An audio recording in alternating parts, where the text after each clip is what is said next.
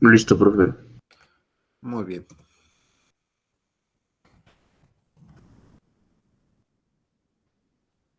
Bueno, entonces ya pudimos unir las funciones. Podemos unir las funciones por medio de líneas rectas, muy mala solución. Polinomios de segundo grado, mala solución. Cicloides o funciones sinusoidales, mejores soluciones. Polinomios de quinto y séptimo grado, mejores soluciones, pero más complejas. En sí, dentro de los libros de Levas, van a ver que hay combinaciones de estas, algunas recomendadas para algunos casos, cuando puedan tener algún tipo de variación dentro del ciclo. Pero en general, lo que estamos haciendo es generar una función de variable dependiente contra variable independiente. Eso fue con las funciones. ¿Y la forma de la leva?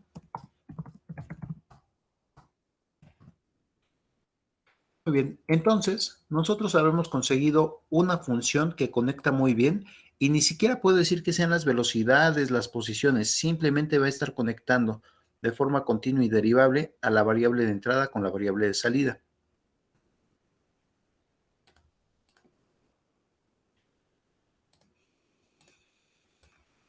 ¿Cómo queda esta función? No hay problema. Seguramente va a quedar definida por intervalos y va a ir de sus valles de tensiones, sus subidas, sus puntos altos, sus bajadas. Y hay dos opciones. Va a ser cíclica, una leva rotacional, o únicamente va a tener un paso, una leva traslacional. Por eso es que abajo no le puse ni X ni Y, sino en este caso le voy a poner lambda, variable de entrada.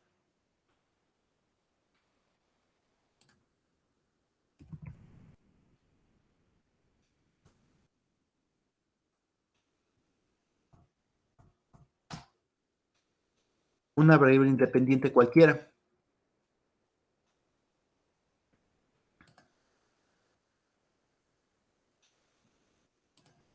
Mientras que a la otra le voy a poner F, la función de salida.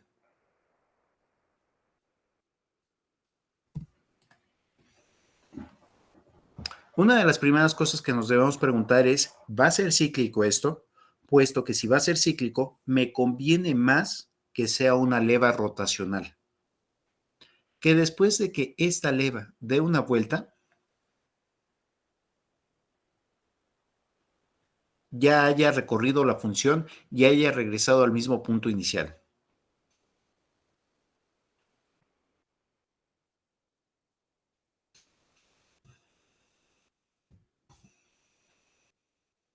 Está en el mismo valor inicial al inicio y al final del ciclo, esto sí lo puede desenvolver sobre una curva.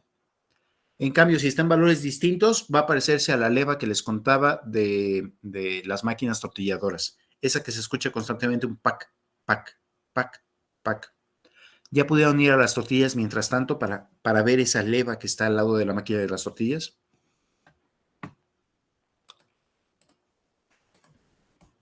Entonces, si se trata de algún movimiento que va a ser cíclico, generalmente en la variable independiente se dejan correr 2pi para regresar al mismo valor.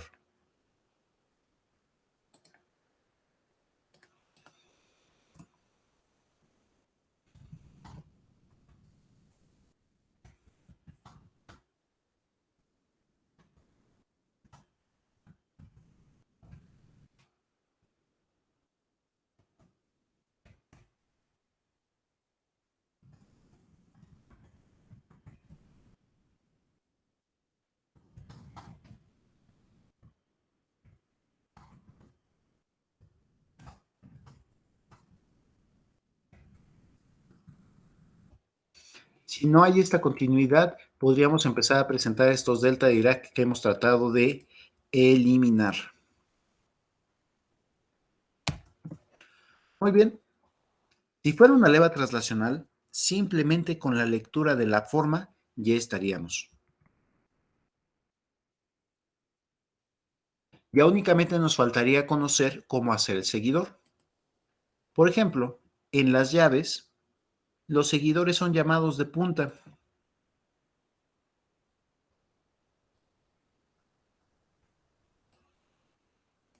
Y un seguidor de punta veo que puede leer directamente la función.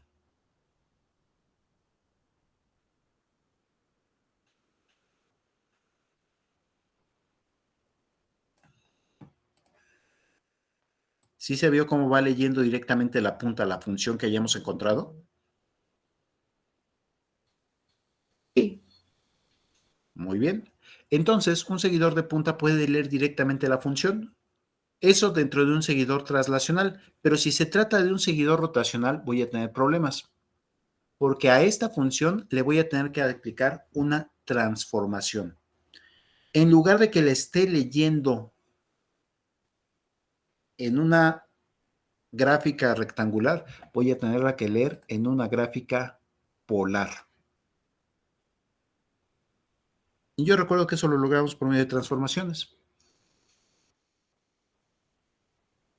Voy a ver si alcanzo a leer bien esta función. Y diría, empieza más o menos por aquí. Entonces tendría que ir haciendo particiones. Tengo que ver cómo va en pi medios. En pi.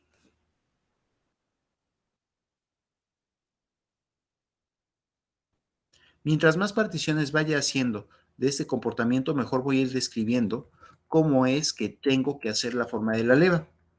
Y observen que entonces vamos a tener una gráfica de tipo polar. Entonces, en 2pi y en 0 tiene el mismo valor. Transformándolo acá, quedaría aquí. En pi tiene este valor. Lo mido. Y ahora, desde el origen que tengo,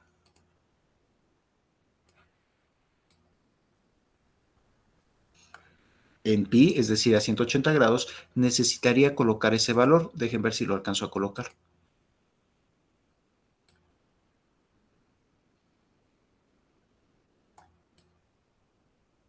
Sería equivalente a que en ese instante tuviera un círculo de este diámetro. Coloco en el mismo centro y en pi voy a colocar la marca del punto. Aquí les estoy diciendo cómo se hacían las levas de forma gráfica hace mucho tiempo. Para cada ángulo tenía que ver cuál era el radio.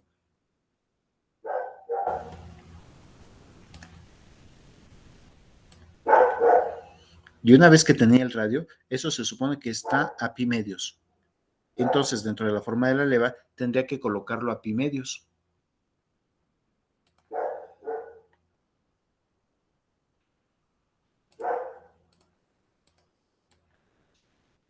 Lo mismo para el otro lado.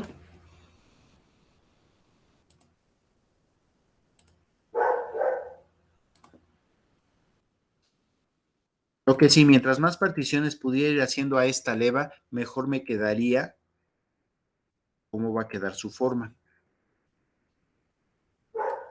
Ahorita nada más hice 4 particiones y me daría esa forma en... No, se ve bien feo. Yo creo que tendría que ir haciendo múltiples puntos de este tipo para con ellos ir describiendo cómo poco a poco va a ir variando esa circunferencia.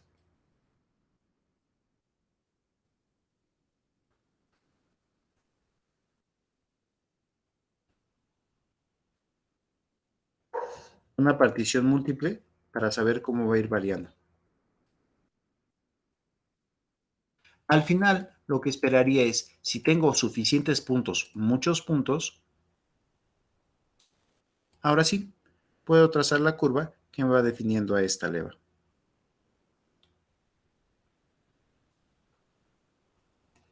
¿Sí quedó mejor? ¿Se entendió qué pasó aquí?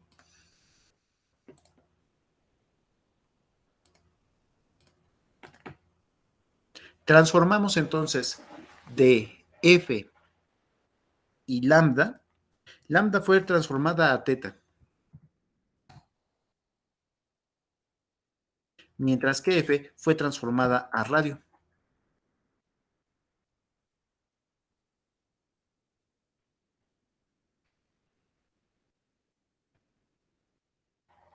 Y aquí empieza a surgir problemas.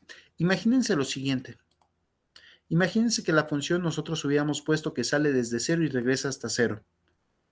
¿Ya lo alcanzaron a ver?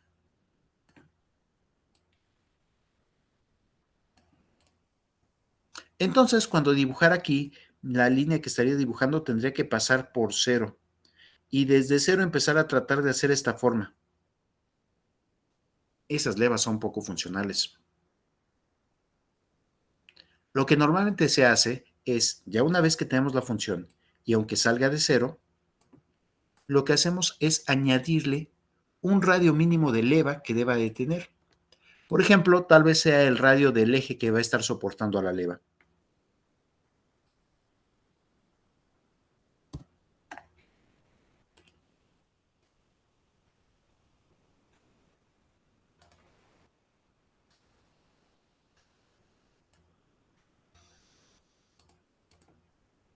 Posiblemente esa sea una de las limitaciones que tengamos entonces dentro de nuestro modelo, que el eje tenga que ser de un radio mínimo para que soporte toda la carga a lo largo de él, para que pueda transmitir la fuerza. Y entonces la función ahora la tendría que dibujar a partir de este radio mínimo. A este radio le llegan a llamar radio de base, círculo de base.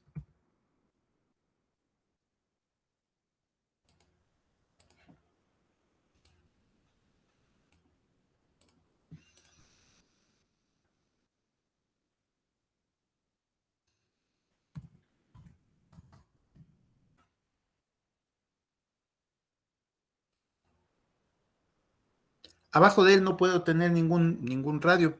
Entonces, sobre ese círculo de base, nosotros vamos a montar a esta función. Va a ser el radio del círculo de base, ahora sí, más la R que nosotros estamos marcando. Y eso nos va a dar la forma de la leva.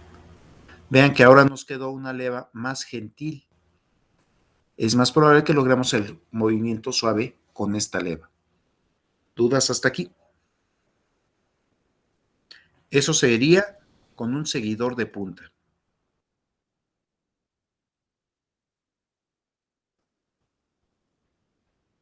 Observen cómo conforme vaya girando,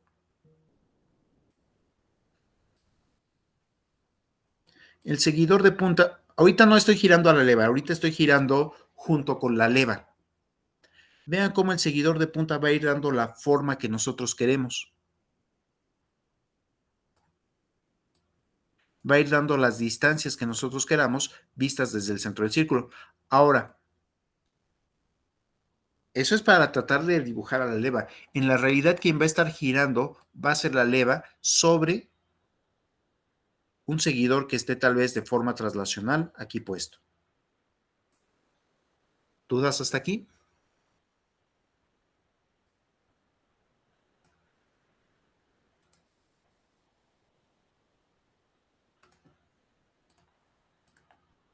No, profe. ¿Puedo continuar? Entonces, uno de los primeros pasos que podríamos hacer sería transformar nuestra función más un radio de base y eso ponerlo directamente en la periferia de la leva. Eso sería con un seguidor de punta. Y funciona muy bien. Yo diría que esas son de las primeras soluciones que he visto para levas. Una leva de seguidor traslacional, una leva rotacional con seguidor traslacional no excéntrico. En este caso, para que le llamen no excéntrico, observen lo siguiente. La línea sobre la cual se apoya el seguidor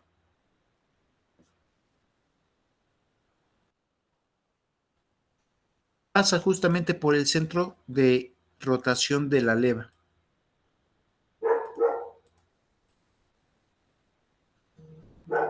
¿Ya se alcanza a ver?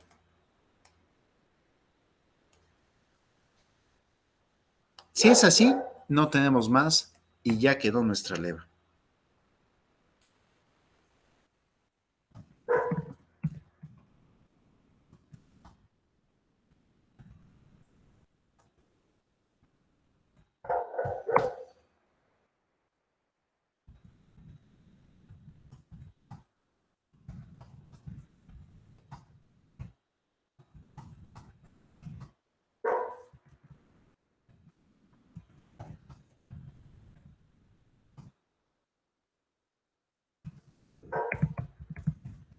Para las leves rotacionales con seguidor de punta, no excéntrico, directamente con hacer la función polar en la que la variable independiente es el ángulo de rotación de la leva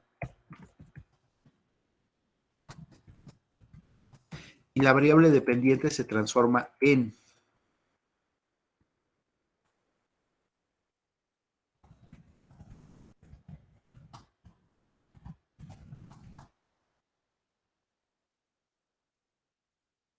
radio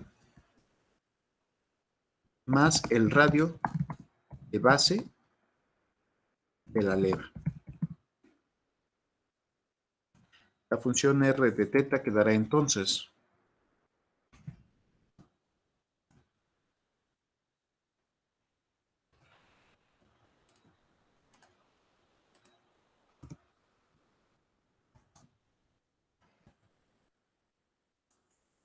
F, la que teníamos en radio, más radio de base. Creo que es de las más sencillas. Si es necesario este radio de base, sí. Algo tiene que estar conectado a la leva. Una de las singularidades que llega a ocurrir en estos sistemas, como son sistemas en los cuales queremos estar sincronizando una función en la parte de afuera, el eje y la leva están hechos en una sola pieza. No quiero que haya una desincronización de movimiento. Están hechos en una sola pieza.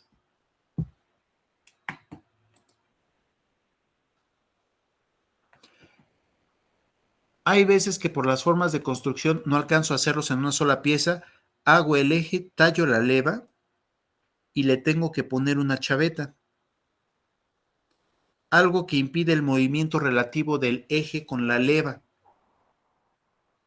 Mucho cuidado, tengo que calcular muy bien ese pedazo de metal que le estoy poniendo ahí para sincronizar el movimiento del eje con la leva, porque vean que en una sección muy reducida puede entrar el material en cortante. Eso dejaría que la leva no quedara perfectamente bien alineada con lo que yo quiero de giro.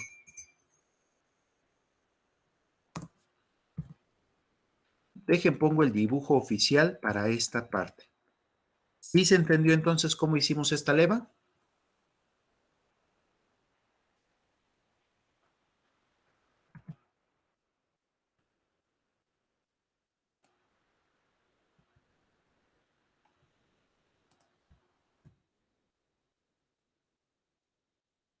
Ahora imagínense que tenemos un seguidor de rodillo.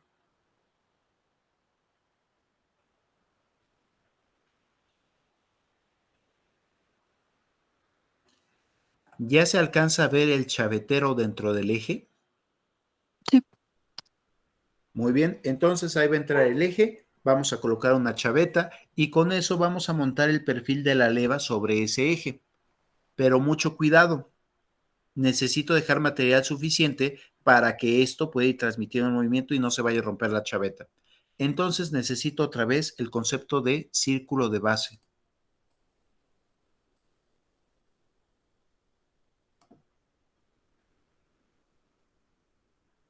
Ese círculo de base generalmente está asociado ya cuando hagamos cálculos de esfuerzos.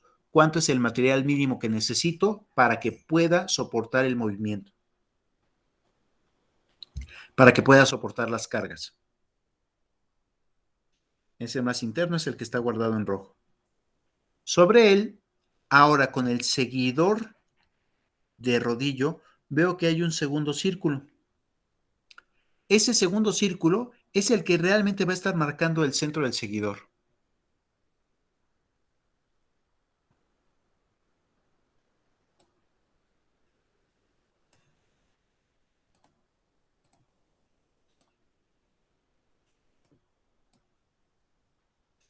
Observen cómo ahora el seguidor no está conectado directamente a la superficie de la leva, sino está conectado al centro del seguidor. Entonces aquí tendríamos que hacer una geometría un poco más específica. A ver si funciona.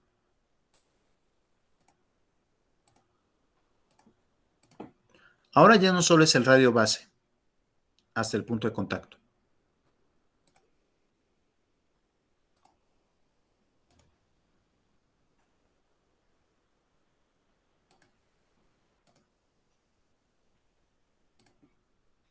Después del radio base, tendría que tomar en cuenta el radio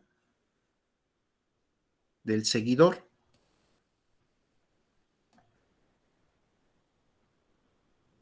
Y después de tomar en cuenta ese radio del seguidor, tengo que ver cómo es que está siendo alterado ese movimiento para cuando vaya girando diferentes ángulos. Vean que no queda directamente conectado un radio con el otro. Va a depender de la forma que tenga la leva. En este caso de aquí abajo, estamos teniendo un seguidor rotacional también. ¿Ya se alcanza a ver cómo va a estar leyendo hacia arriba y hacia abajo esta función?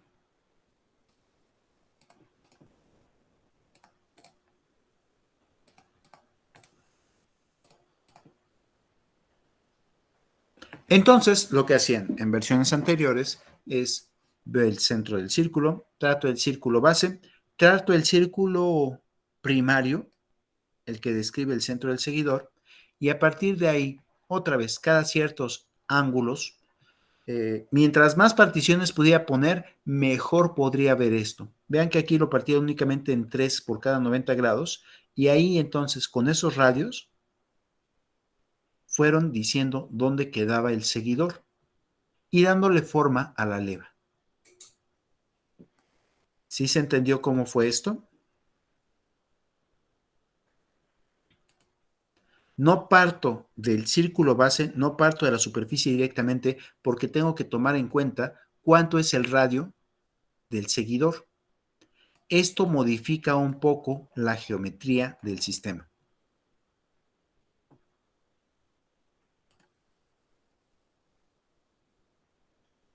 ¿Dudas hasta aquí?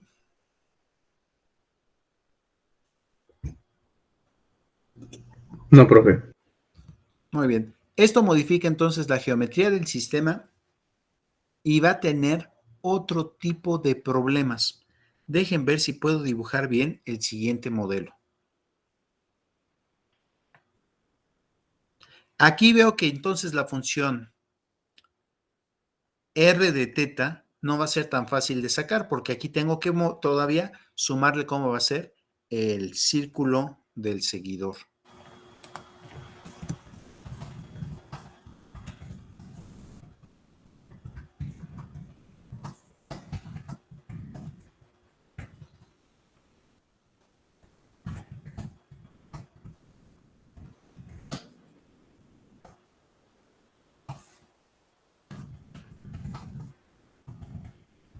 Este modelo requiere una transformación un poco más compleja por requerir un seguidor de rodillo y la otra que no les había contado, y una excentricidad.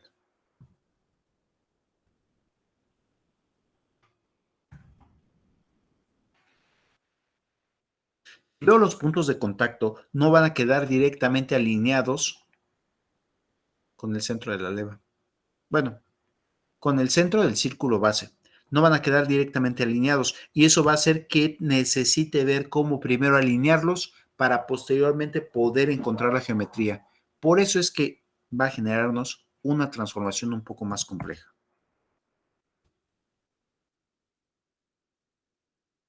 Una de las cosas que quiero que noten ahorita es lo siguiente. Voy a pintar una leva cualquiera.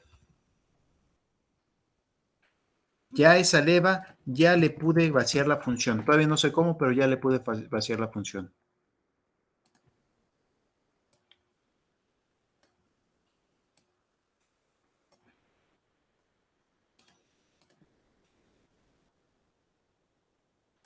Y esta leva está girando alrededor de su propio centro. Hasta ahí vamos bien. ¿Sí se entiende cómo la leva gira excéntrica a ese centro? Sí. Muy bien. Ahora voy a colocar a un seguidor. Yo creo que el primer seguidor que voy a colocar va a ser un seguidor,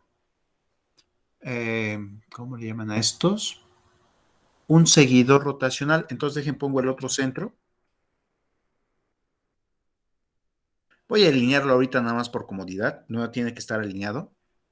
Y ahora voy a poner a la otra leva. No, perdón, al seguidor.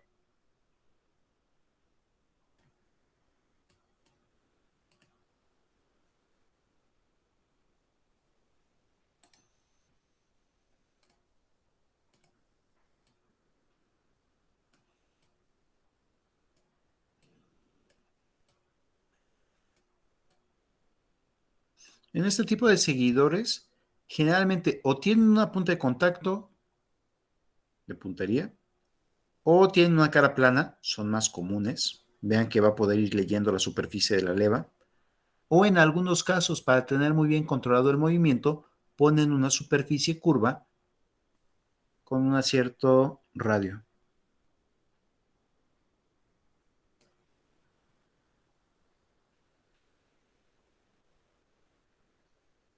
También podría ser el rodillo, ¿eh? Simplemente es para que se vea la curvatura que tiene el punto de contacto.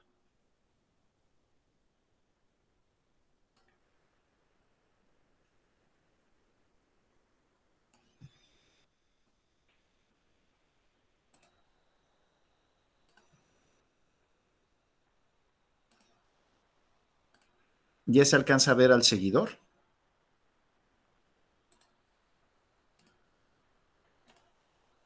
Sí, profe. Muy bien. Entonces está la leva, esa es la que lleva la función guardada en su superficie, y está el seguidor, el cual va a estar tratando de traducir esto a un movimiento rotacional. Aquí la variable independiente sería teta y la variable dependiente de salida tal vez sea el ángulo phi. Por eso es que los dejé completamente libres. Pero a nosotros lo que nos interesa es saber cómo va a ser la forma de la leva. Una cosa interesante que se presenta en este instante es la siguiente.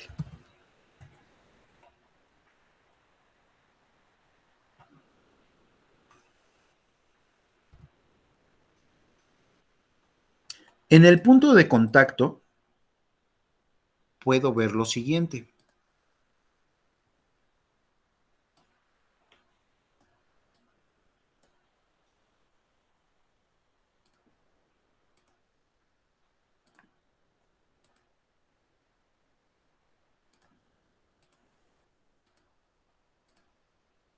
¿Ya vieron cómo tenemos una circunferencia ahí instantánea?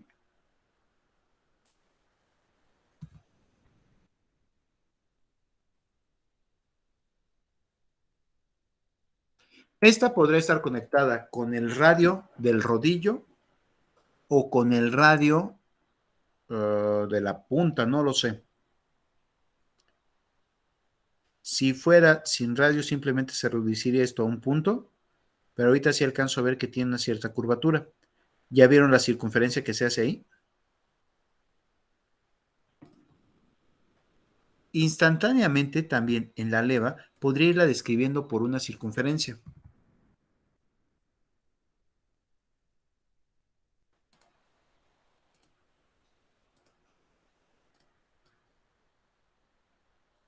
Claro, esta circunferencia tiene que adaptarse al radio instantáneo que tiene la leva en ese instante.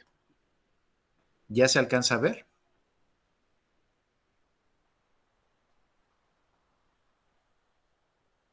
Claro, si fuera otro punto de la leva, tendría otro radio. Si estuviera teniendo contacto por acá arriba, tendría otro radio. Si estuviera teniendo contacto por acá, tendría otro radio. Si estuviera teniendo contacto en la parte de atrás, tendría otro radio. Cada punto de la leva en su superficie tiene un radio distinto.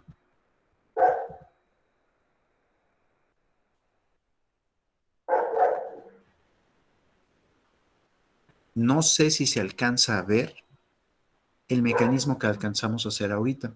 Voy a pintar el pseudomecanismo que está pudiendo hacerse, que podría representar el movimiento que estamos viendo.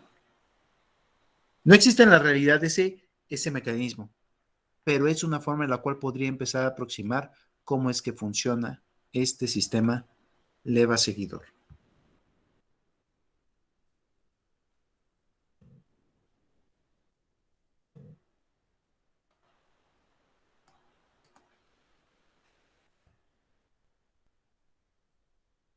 ¿En qué mecanismo equivalente lo acabo de transformar?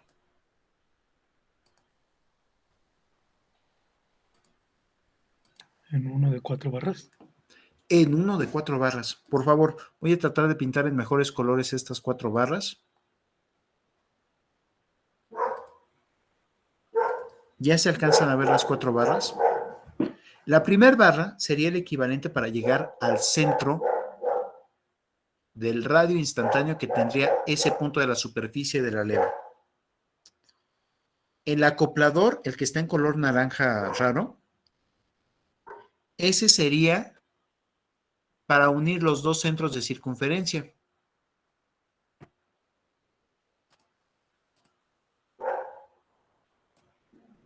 No está mejor. Mientras tanto, la tercera barra correspondería a desde ese centro de circunferencia hasta el centro de giro del seguidor. Y entonces las ecuaciones del mecanismo de 4 barras las podríamos utilizar aquí.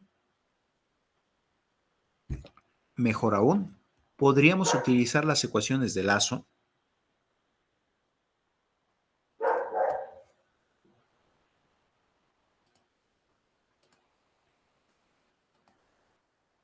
creo que no fue el color más afortunado.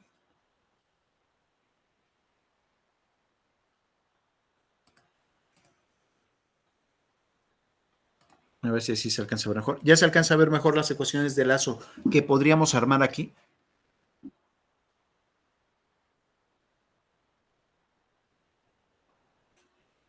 Podríamos armar ecuaciones de lazo para unir a este sistema y poder describir su movimiento, su posición, la forma de la leva, su velocidad, la aceleración. Todo esto se basa en el siguiente concepto. La leva instantáneamente tiene un radio de circunferencia y el seguidor también tiene un radio de circunferencia. Si el seguidor es de punta, este radio de circunferencia se hace nulo, se convierte en un punto. Pero si sí tiene radio de circunferencia, entonces podría haber esto. Tienen un punto tangente simultáneo. ¿Ya alcanzaron a ver el punto tangente simultáneo?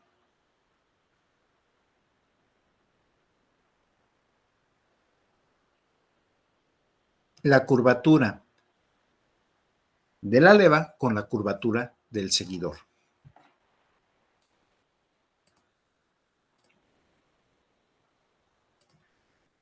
Punto tangente instantáneo.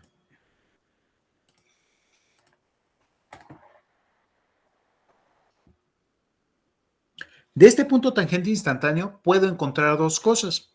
La primera sería unir los centros de las dos circunferencias que acabo de dibujar.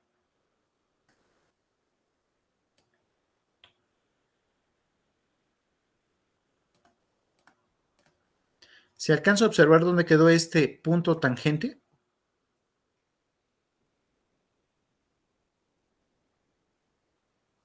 Si no se deforman esas circunferencias, diría que ese punto tangente quedó en la línea entre los centros.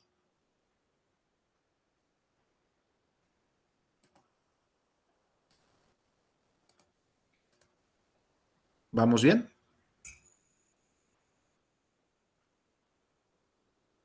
Observen que esta línea entre centros es lo que está representando al acoplador.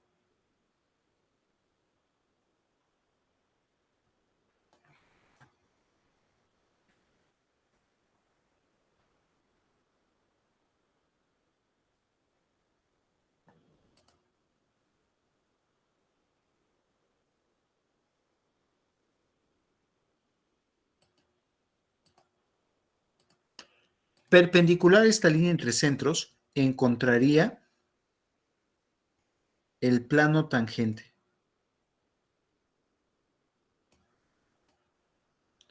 ¿Ya se alcanza a ver el plano tangente?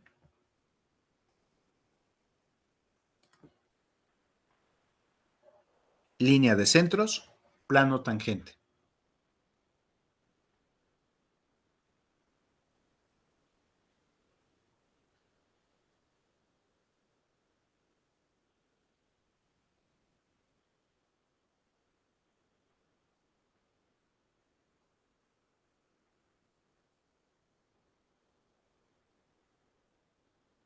Línea de centros, plano tangente.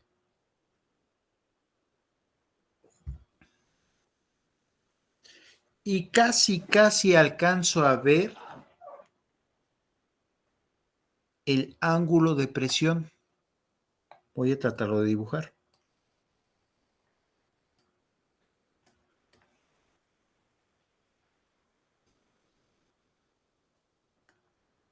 No, perdón, le llamamos ángulo de transmisión, ¿verdad?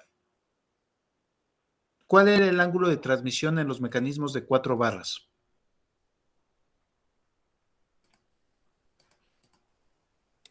Era la diferencia entre teta 4 y teta 3. Muy bien, teta 3 corresponde a la línea entre centros, mientras que teta 4 sería el que está uniendo de aquí hacia el centro de giro del seguidor.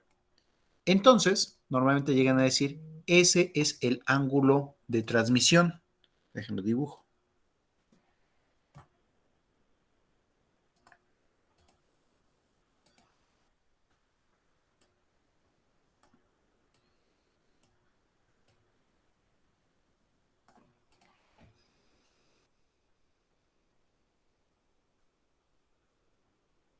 Muy bien, para nosotros no nos va a interesar tanto el ángulo de transmisión, aunque los ángulos de transmisión que habíamos dicho nosotros, ¿en qué valores eran los que correspondían mejor? ¿Cuáles eran los que mejor describían?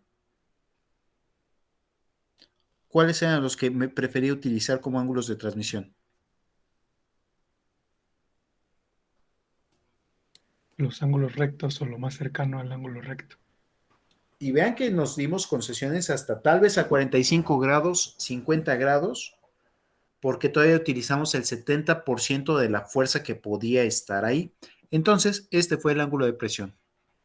Nosotros vamos a preferir el siguiente modelado. Ahí voy otra vez. En lugar de utilizar el ángulo de presión, voy a utilizar el ángulo de transmisión. Voy a utilizar el ángulo complementario. Entonces, de teta 4 pinto 90 grados. Y el que voy a estar utilizando va a ser mejor el ángulo de presión.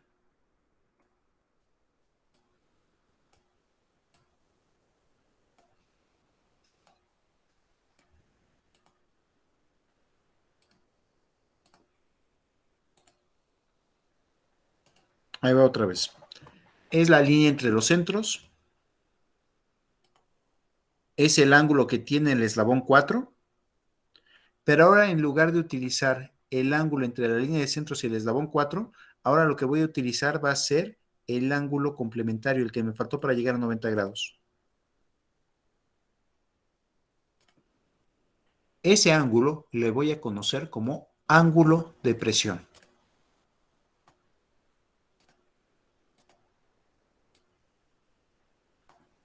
¿Sí se alcanza a ver el ángulo de presión en este caso?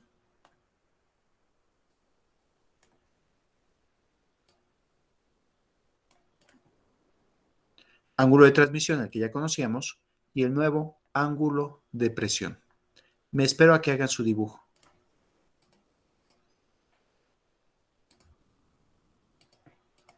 En lugar de utilizar teta 4 directamente, estoy utilizando el ángulo complementario.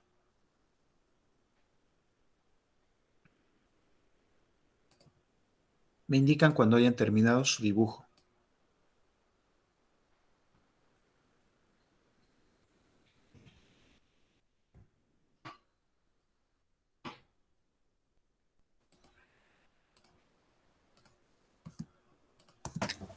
Ya, profe.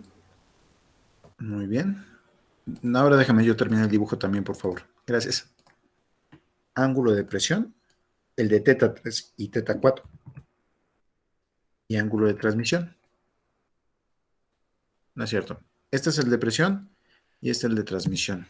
El de transmisión dijimos que teníamos entonces que acercarlo a 90 grados.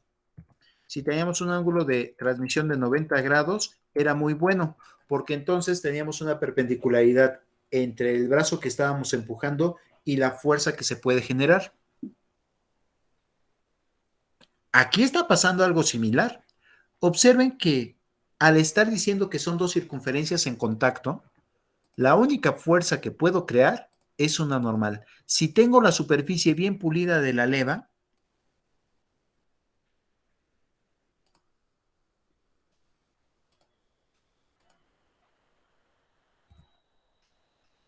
solamente puedo generar fuerzas en dirección normal.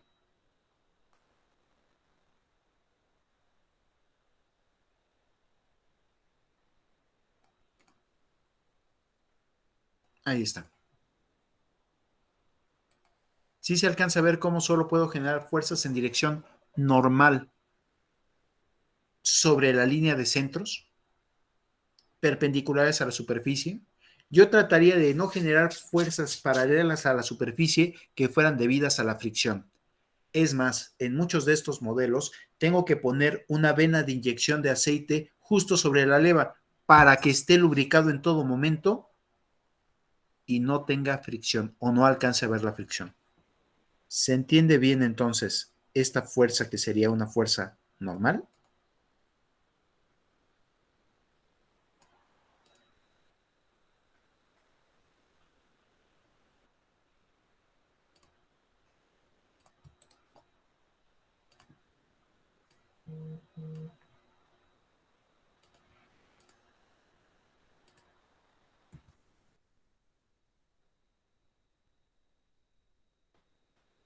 Esperen lo que van haciendo su apunte.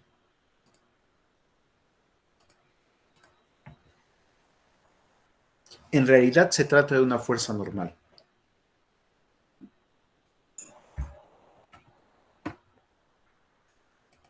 Bueno, pero no está perfectamente alineada aquí entre la distancia entre los centros, sí.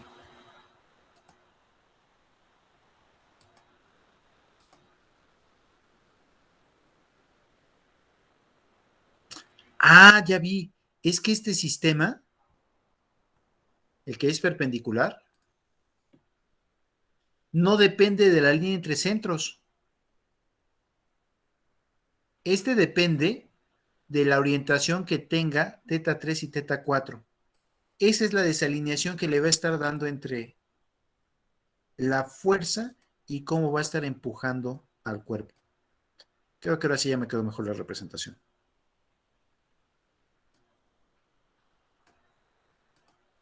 Sí, ahora sí.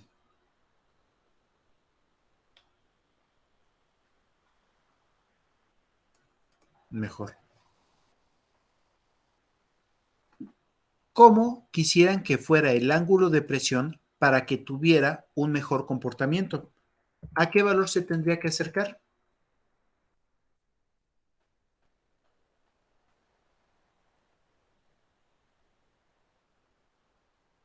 Tendría que ser 0. Muy bien. Pero a diferencia del ángulo de transmisión, aquí voy a tener tolerancias más pequeñas. Hay quienes mencionan que el ángulo de presión puede ser más menos y dependiendo del texto y de la época, si fueran textos viejitos de finales del siglo XVIII, dirían más menos 15 grados. Esos eran los criterios que tenían por los materiales que podían utilizar. Tomen en cuenta que en aquella época, a pesar de que ya estaba la metalografía y ya empezaron a ver la mecánica de materiales, bueno, más bien ya conocían la mecánica de materiales, todavía faltaba meterse a la estructura cristalina del material.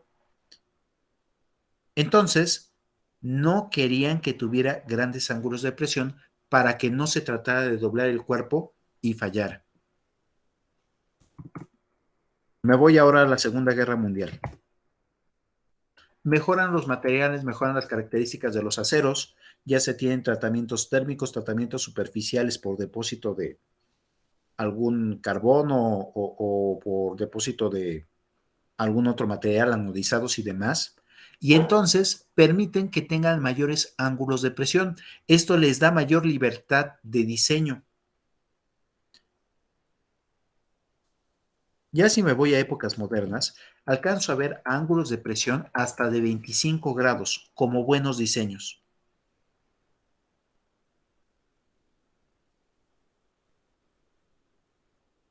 La fuerza que se estaría transmitiendo directamente para empujar al cuerpo, al seguidor, veamos que sería entonces Cateto opuesto o cateto adyacente al ángulo de presión. Seno o coseno.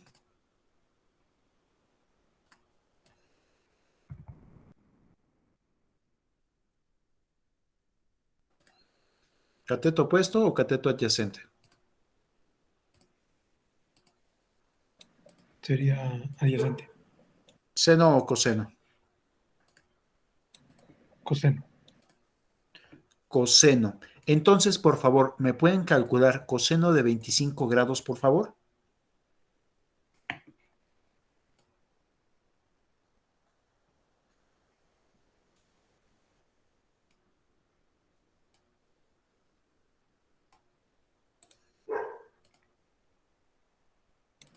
A mí me dio 0.906. Todavía están transmitiendo el 90% de la fuerza en dirección efectiva para el seguidor. Por eso es que utilizamos hasta ese 25 grados actualmente. Transmite el 90%. Si el ángulo de presión es igual a 25 grados, la fuerza en dirección, ¿qué sería esto? La fuerza en dirección perpendicular al eslabón 4, la fuerza efectiva, va a ser igual a, otra vez, ¿cuál fue el numerote que nos diste? 0.906. 0.96, fuerza normal.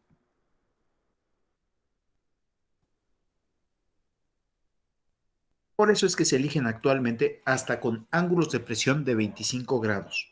Si tienen un ángulo de presión mayor, va a ir cayendo la fuerza efectiva que pueden imprimir sobre el seguidor. Entonces, dejen llego a alguna conclusión de estos dibujos. Cuando tenemos un seguidor rotacional con otro seguidor rotacional, puedo atender este ejercicio como si fuera un mecanismo de 4 barras.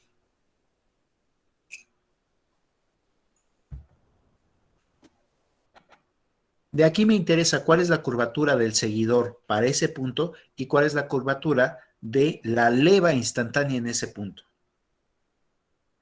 Veo que entonces estas dos superficies que hemos reducido a dos circunferencias instantáneas van a tener una dirección normal, una línea de centros y una dirección tangente perpendicular a la línea de centros. En esa dirección normal y entre la línea de centros vamos a encontrar a la fuerza efectiva entre uno y otro. Ah, pero mucho cuidado, veo que estos dos no están alineados. No está alineado el acoplador con el seguidor. Antes lo veíamos por medio del ángulo de transmisión, el cual para que nos conviniera tenía que estar cercano a 90 grados. Pero ahora estamos viendo el ángulo complementario, el que se forma entre la línea de centros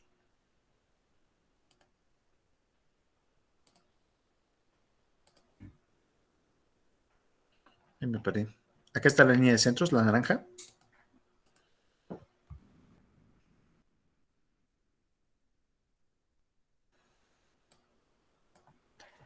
Y la perpendicular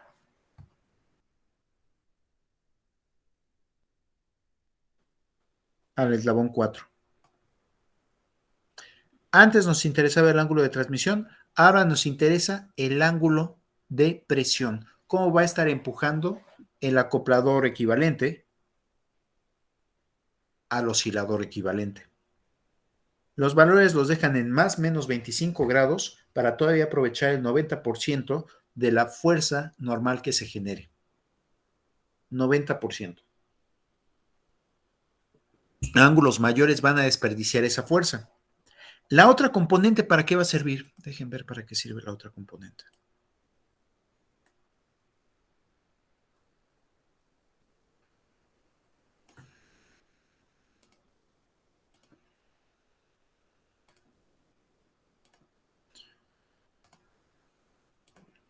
¿Ya se alcanza a ver la otra componente?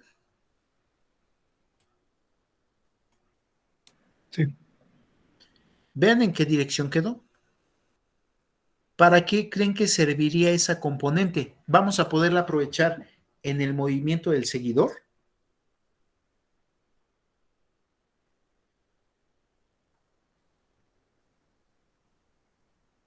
¿O solamente está tratando de zafar al seguidor?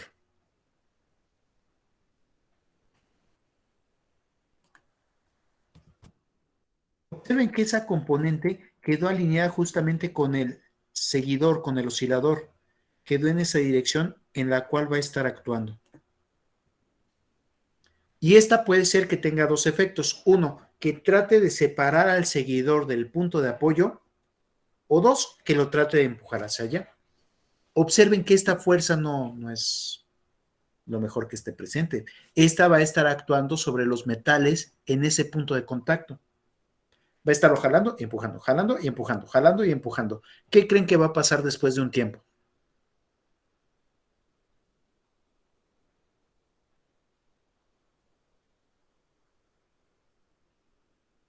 puede que se desgaste el seguidor o la leva. Más bien va a ser desgaste dentro del seguidor. En el apoyo del seguidor, que es el que está soportando este empuje y jale, después de un rato voy a ver que tiene un juego. Generalmente en esos puntos de contacto entre el seguidor, el amarillo, y su punto de giro, ahí generalmente ponen algún tipo de metal en el punto de contacto para que si hay que ajustarlo, solamente tengamos que cambiar ese metal de sacrificio. Ese es otro de los motivos porque el ángulo de presión se deja menor a 25 grados. Ahora, conforme han ido manejando mejores materiales, se ha llegado a este valor. No se ve ahorita que pueda haber diseños mayores. Hay quienes se avientan ángulos de presión de 27 grados, pero vean que esta componente, la que está alineada con el seguidor, generalmente va a producir desgaste. Por favor, la otra componente, la versión seno. ¿Cuánto sería la fuerza que estaría pudiendo afectar para el desgaste? ¿Cuánto es seno de 25 grados, por favor?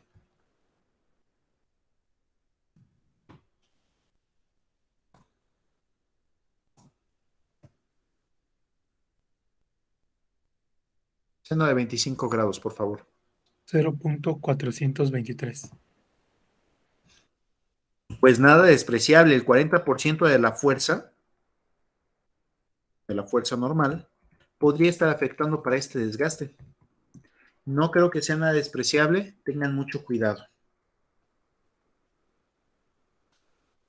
¿Dudas hasta aquí con estos seguidores de leva rotacional, seguidor rotacional? No, profe.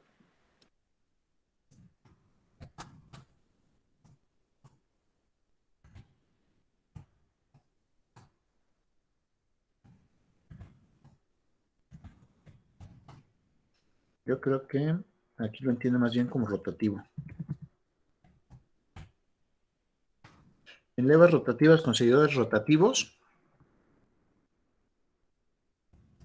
los ángulos de presión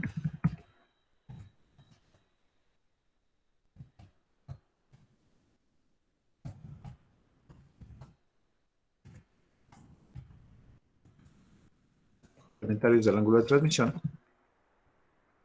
se llevan a máximo 25 grados.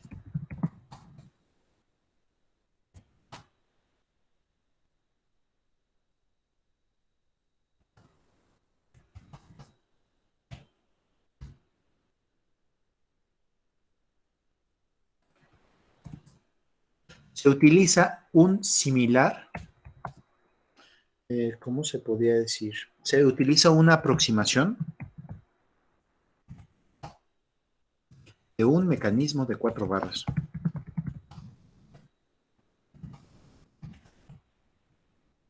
Para su análisis. ¿Vamos bien?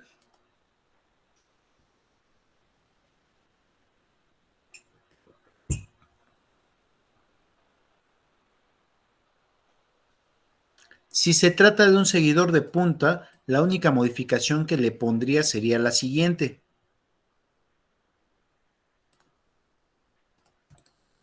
Si se trata de un seguidor de punta,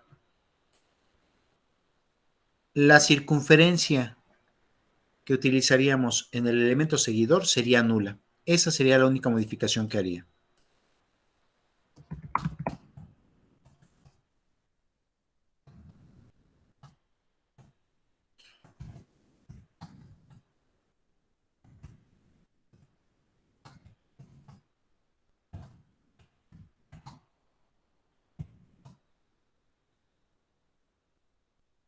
Me indican cuando pueda continuar.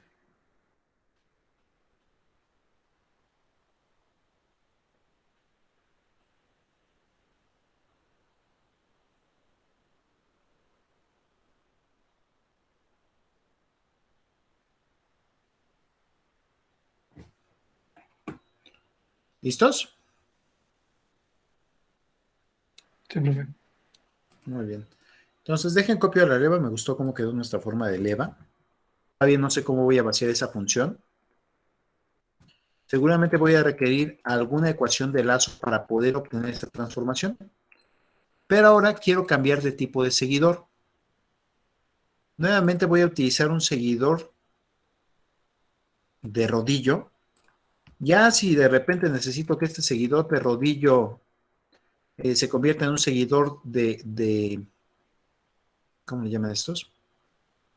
Un seguidor de punta, el radio que considere aquí lo hago nulo, pero eso ya lo podré hacer después.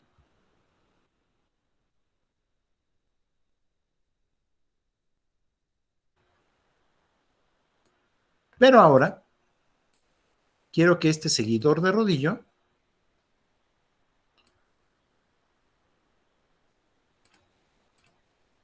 sea un seguidor traslacional.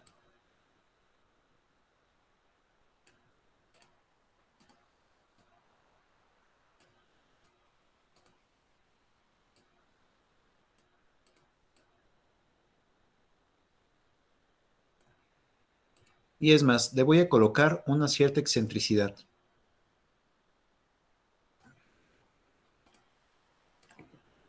¿Ya se alcanza a ver el seguidor de rodillo excéntrico? Sí, profe. Excentricidad vamos a considerarlo como la distancia que hay entre el eje de movimiento del seguidor y el centro de giro. A ver cómo podría ser distancia, dos rectas paralelas. Ahí están mis dos rectas paralelas.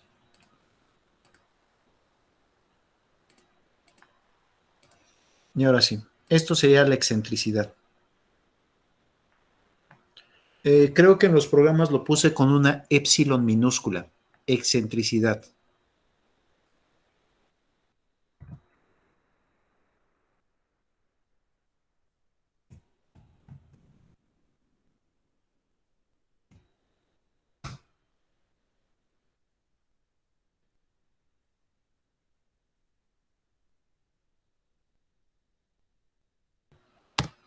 Esta no me la sé.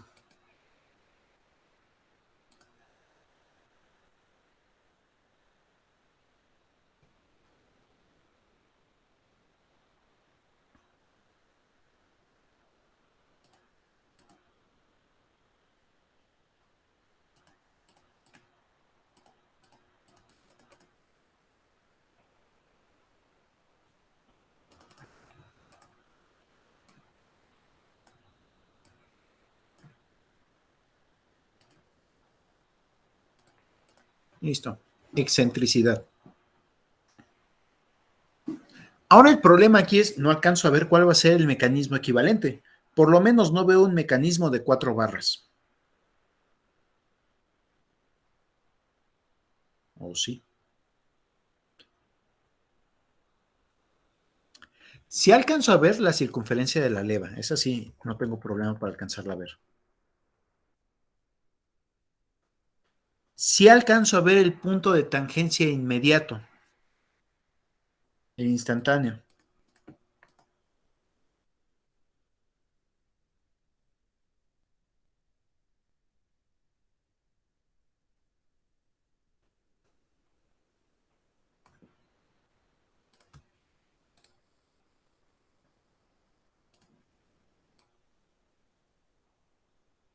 Si alcanzo a ver la línea entre centros, el punto de tangencia, el plano tangente, eso sí lo alcanzo a ver. Lo que no alcanzo a ver es el oscilador.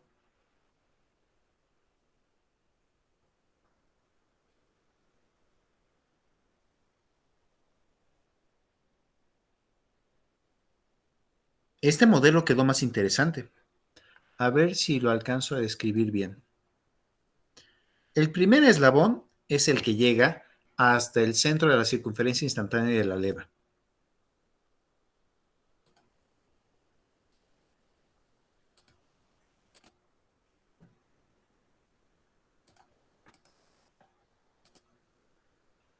¿Sí se alcanza a ver bien el primer eslabón? Ese parecería que estaría funcionando como una manivela.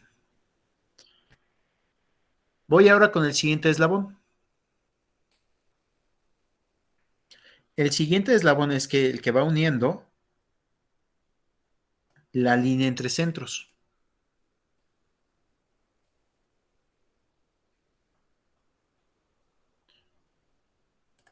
¿Ya se alcanza a ver el segundo eslabón?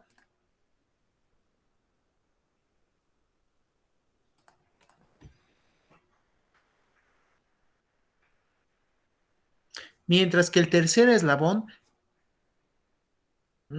creo que ya lo vi, se está moviendo en una línea recta. Este se acaba de convertir en una corredera.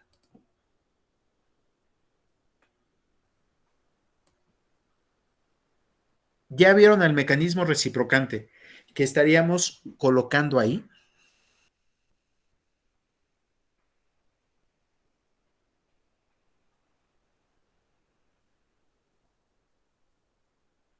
Ahora veo una manivela, una biela y una corredera.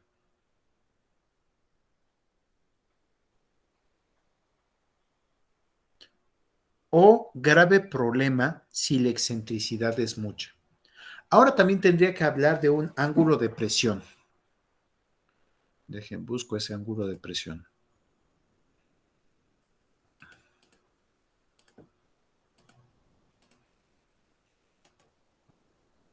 La fuerza va a ir en la línea entre centros, eso sí no tiene problemas. Dibujando la línea entre centros.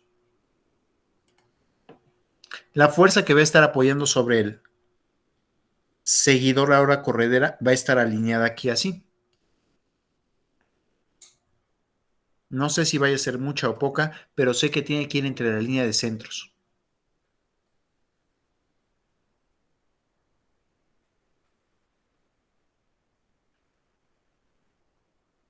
El movimiento efectivo que estaría ahora desarrollando esta corredera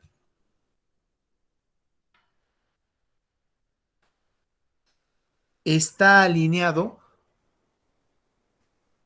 con la misma corredera. En este caso, el ángulo de presión, dejen dejarlo el ángulo de presión.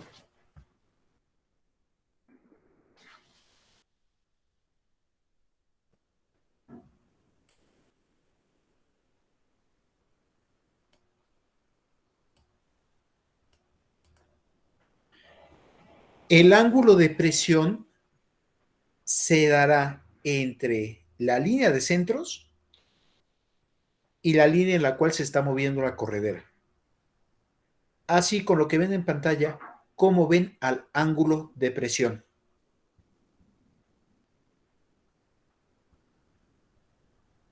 Muy grande, muy pequeño, es un buen diseño, es un mal diseño. Pareciera que es mayor a 25 grados, ¿no? Yo creo que está casi llegando a 45 grados. Esto porque la excentricidad fue muy grande.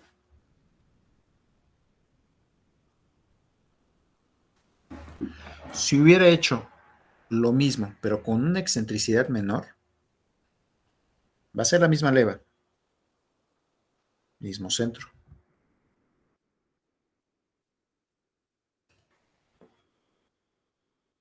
Misma línea de centros, pero ahora lo que voy a reducir va a ser la excentricidad.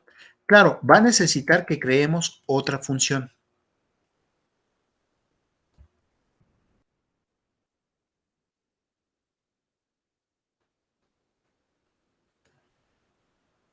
Los puntos de tangencia serían otros, también estoy de acuerdo.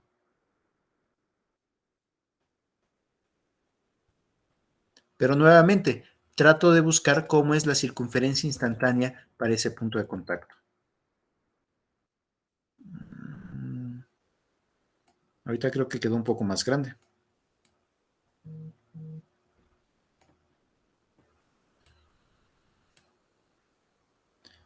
Algo así quedó.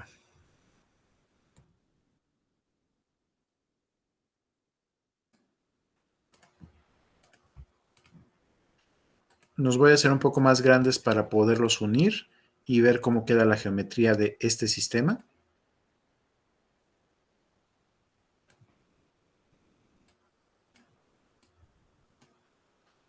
Nuevamente puedo detectar un punto de tangencia y ese punto de tangencia es en donde las dos circunferencias cortan con la línea de centros.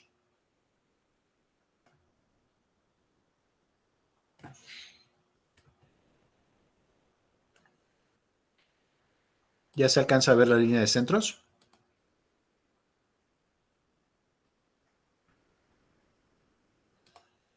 Ahora, paralelo al eje de movimiento, voy a colocar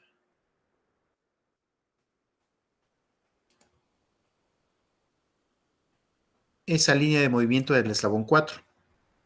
Y aunque ahora parece que quedó del otro lado negativo, no hay problema. Ahí puedo observar muy bien cómo está haciendo ahora este ángulo de presión.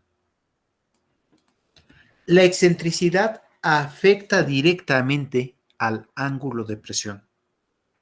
Si lo pudiera haber dejado perfectamente alineado, el ángulo de presión va a ser casi nulo. En cambio, cada que lo desalineo o va cambiando la forma de la leva, el ángulo de presión puede ir aumentando.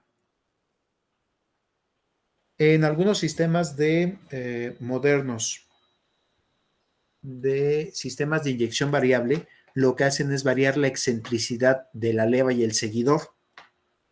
Y pueden tener diferentes comportamientos de cómo va siendo la velocidad de giro de la leva, cómo va siendo la velocidad del seguidor, pero han tenido problemas con el ángulo de presión.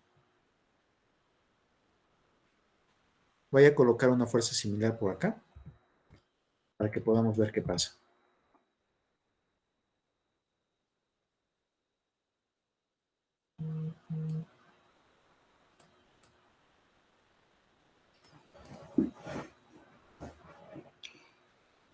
Ahora voy a descomponer en las dos direcciones preferentes, pero vistas desde el seguidor.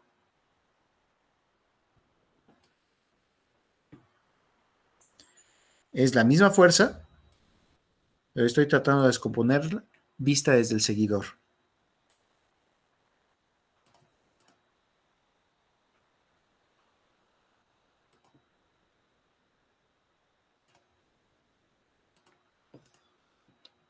Una parte de esa fuerza se va a ir a imprimir el movimiento al seguidor.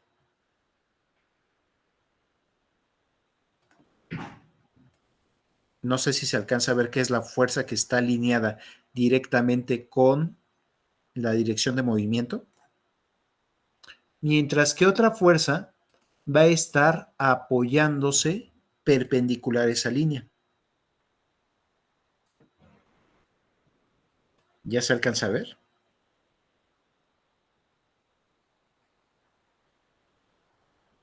Esta fuerza, ¿qué es lo que va a originar sobre el seguidor? ¿Lo está poniendo en movimiento en la dirección deseada? No. ¿O está tratando de doblarlo?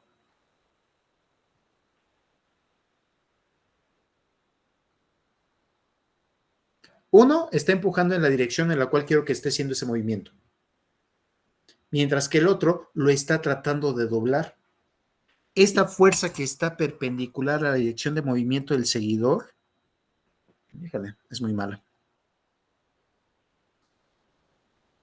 Voy a tratarla de evitar. Voy ahora con la siguiente representación.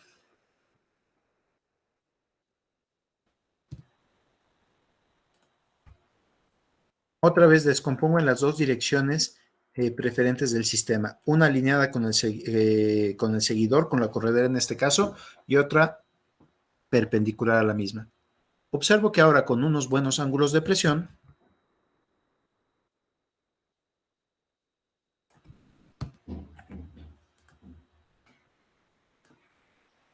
la fuerza que está empujando al seguidor al haber reducido la excentricidad ha mejorado mucho. Ya tenemos más del 90%.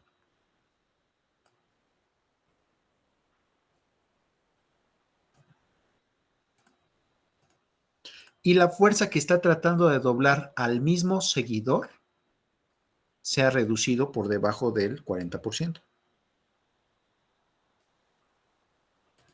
Todo eso nada más debido al cambio de excentricidad. Y no fue mucho lo que lo cambiamos. Por favor, vayan haciendo sus dibujos. Yo los espero y ahorita continuamos.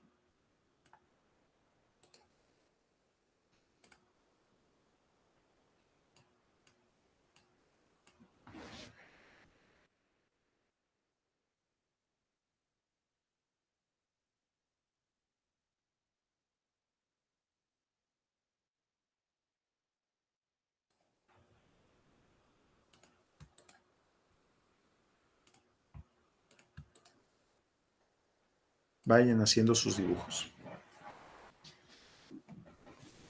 ¿La excentricidad se llega a utilizar para sistemas de transmisión variable? Sí.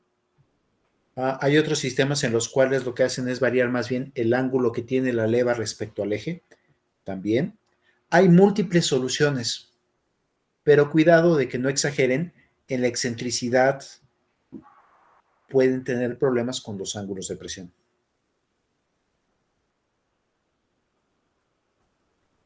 Ahorita este mecanismo quedó con una mejor descripción. Dejen pinto a las barras. Diría, primer eslabón, manivela equivalente.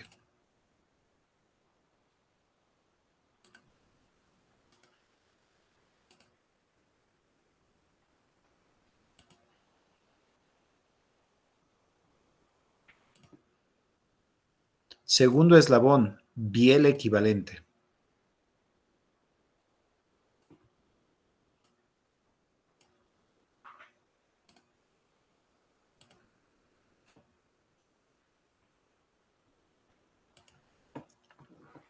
Tercer eslabón, corredera equivalente.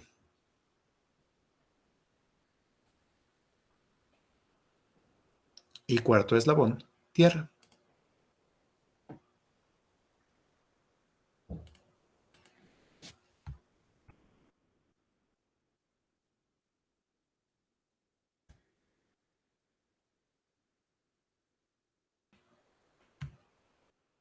¿Cómo ven al modelo? ¿Sí se entiende cómo ahora quedó mejor alineado con menor excentricidad?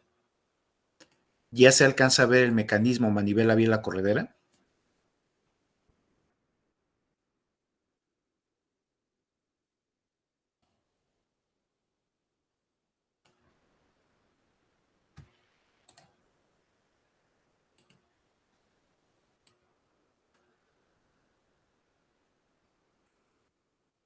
Me espero a que terminen su dibujo.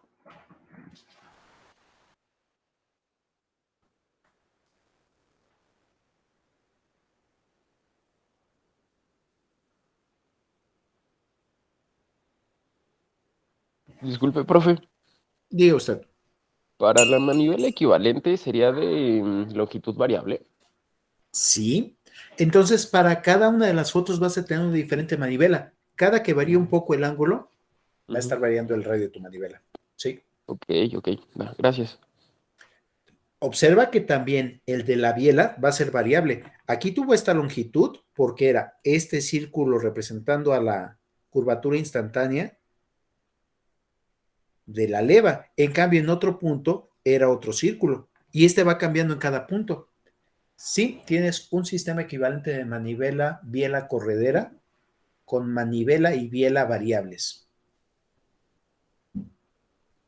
Ok, ok. Con Gracias, estas profe. ideas, hay quienes han pensado en hacer motores de compresión variable. no han llegado a buenos términos por el desgaste que sufre la superficie de la leva, por las fuerzas involucradas en un motor de combustión interna.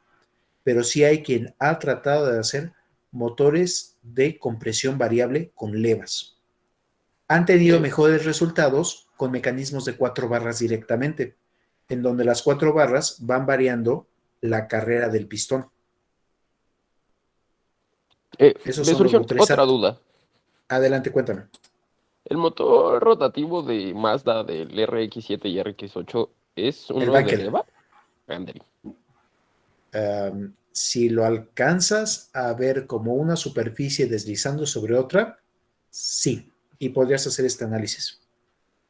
Mm, El ok. problema, lo que te digo, el desgaste. Ahí para asegurar la compresión necesitan tener un anillo que no es un anillo, sino una placa que va deslizando contra el interior del motor. Y ahí siempre va dejando una capa de aceite. El motor Wankel en las últimas versiones era muy bueno porque ya estaba logrando buena compresión, pero quemaba de aceite que no sabes. Ok. No es una buena solución, es una solución fuera de lo común, pero tenía problemas de emisiones. Ahorita los motores que están prevaleciendo más en ese sentido son los motores Wankel. No es cierto, los motores Atkinson. Los motores Atkinson tienen, o un similar al Atkinson, tienen una longitud de carrera de entrada y una longitud de carrera de salida.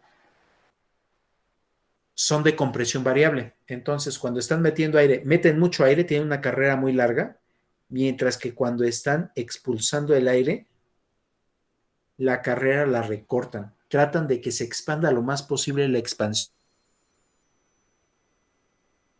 posible a la combustión. Son el tipo de motores que utilizan dentro de coches híbridos. Son motores que puedes mantener a un solo ritmo cargando la batería.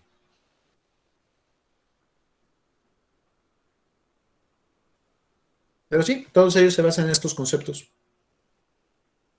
Y para Claro, limitar ya la carrera de expulsión, ¿cómo lo hacen? para limitar la carrera de expulsión, imagínate que en la base, deja busco un motor Atkinson rápido. Motor Atkinson. Un diagrama.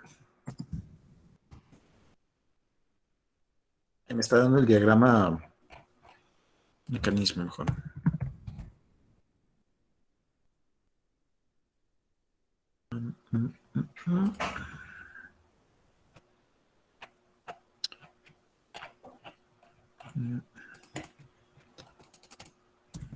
Por Atkinson original.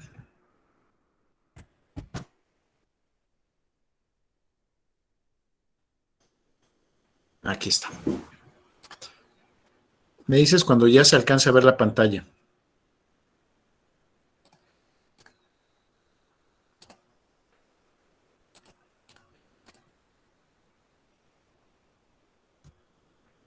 Listo, profe.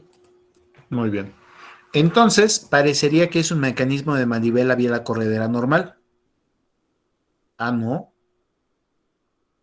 Sí tiene una manivela, pero esta manivela, en lugar de estar conectada directamente al pistón, está conectada a un mecanismo de 4 barras. ¿Ya lo viste? Sí, sí. Muy bien. Entonces, en el mecanismo de 4 barras, en un medio ciclo, en el de compresión, tiene una cierta longitud. Entonces, la carrera del pistón va a ser una. Mientras en la otra parte del ciclo, en la expulsión, la longitud equivalente de tu manivela va a ser otra. Lo que pasa es que la manivela real, la que va a tener potencia, es la de abajo. Y la manivela equivalente que va a estar utilizando es la de arriba. ¿Ve de qué año es este motor Atkinson? 1882. Ahora, una adaptación parecida es lo que tienen actualmente. Utilizan un ciclo Atkinson, pero lo que hacen ya no es estar variando la forma de la base. Lo que optaron para que fuera más sencillo es estar variando el tiempo de apertura de las válvulas. Entonces, tiene la misma carrera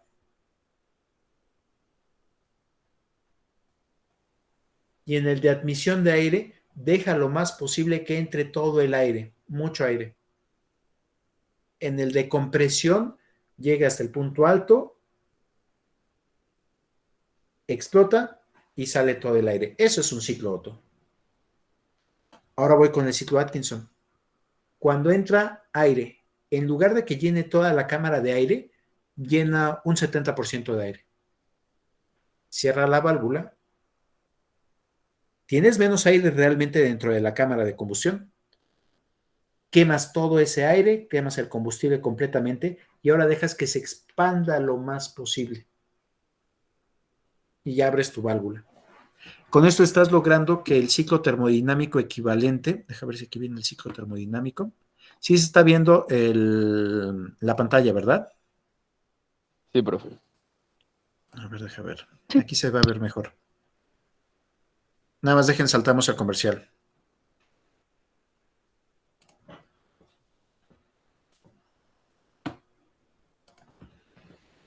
Tal vez se vea un poco brincado. Espero que sí se alcance a ver bien.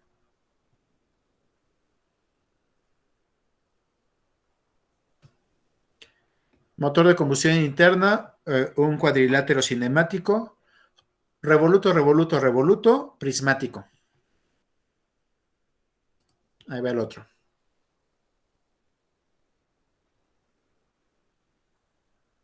¿Ya viste?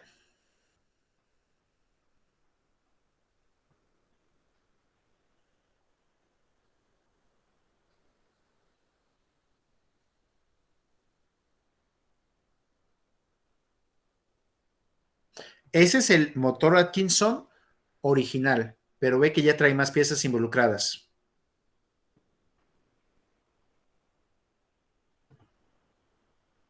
¿Ya se entendió mejor cómo funciona? Sí, profe. Muy bien. Ahora, Atkinson moderno.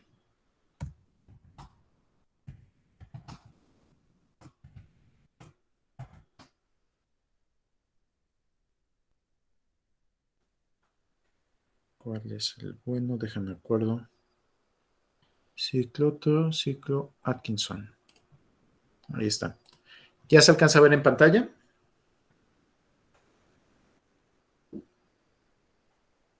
El sistema utiliza un motor que parece de ciclo Otto. Manivela cigüeñal, acopladores fijos, pero lo que va a variar van a ser los tiempos de admisión.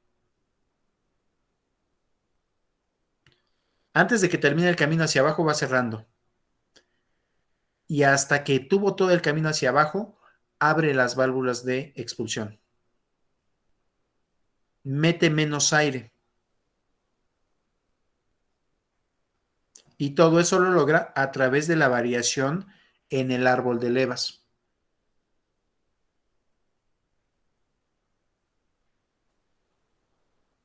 ¿Viste cómo lo hizo con menos aire? Sí, sí, sí. Ese que tenga menos aire significa que la compresión va a ser un poco menor, pero vas a tener una mejor combustión. Y al momento que se expanda más en el ciclo termodinámico,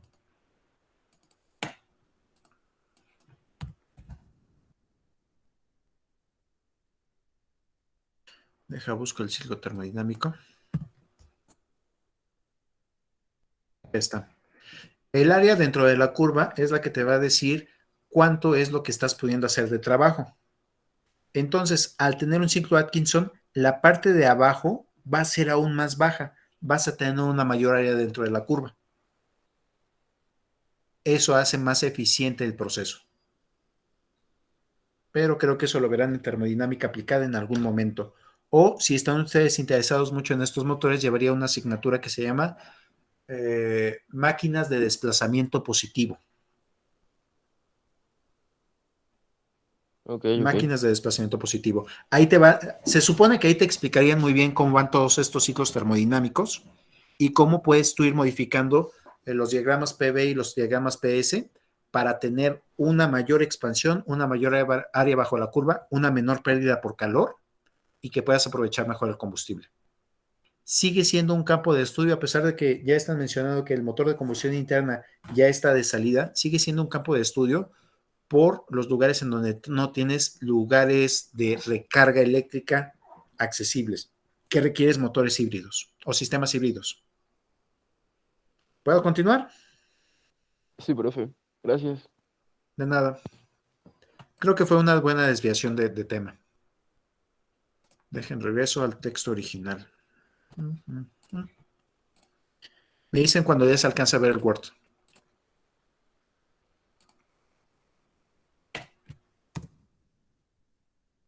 Muy bien, entonces vamos a hacer símiles de sistemas de 4 barras para levas rotacionales y de sistemas de manivela biela corredera para levas rotacionales con seguidor traslacional. Esto nos va a ahorrar mucho del trabajo al momento de estar tratando de dilucidar cómo funcionan estos sistemas.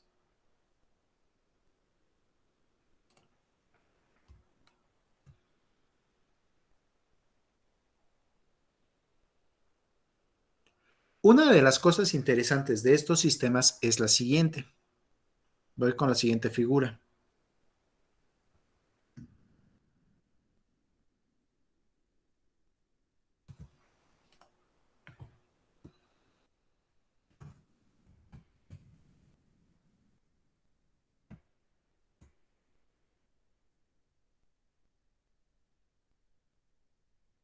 Me dicen si se ve bien el mecanismo. ¿Sí se alcanza a ver bien la leva? Sí, El seguidor de rodillo, las circunferencias instantáneas, la línea de centros y el plano instantáneo tangente. ¿Se alcanza a entender toda esa geometría?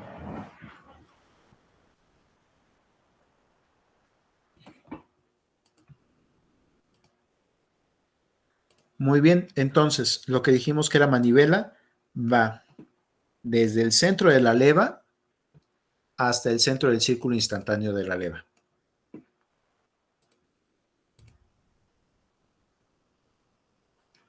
De ahí voy con el siguiente eslabón, lo que sería el acoplador,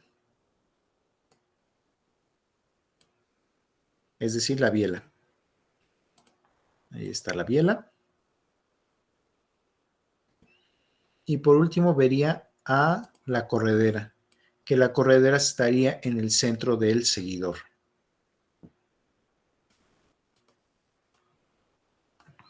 Ese sería el modelo equivalente. Cuidado, aquí sí está considerando un poco de excentricidad, no mucha para no tener los problemas que estábamos mencionando hace rato. Un poco de excentricidad. ¿Ya se alcanza a ver la excentricidad?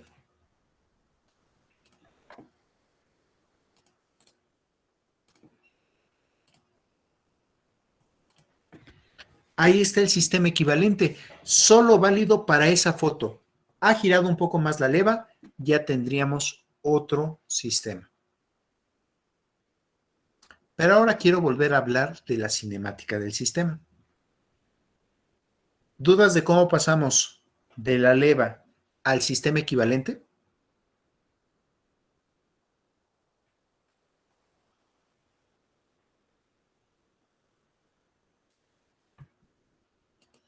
Primer eslabón, del centro de la leva hasta el centro del círculo instantáneo. Segundo eslabón, desde el centro del círculo instantáneo hasta el centro del seguidor. Y la corredera moviéndose junto con el seguidor. ¿Vamos bien?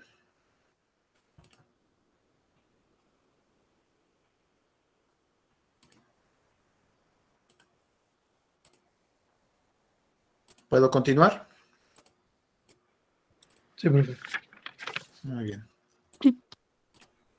Entonces voy a acercarme un poquito más a este dibujo para que lo alcancemos a ver bien. Ahora voy a hablar de las velocidades.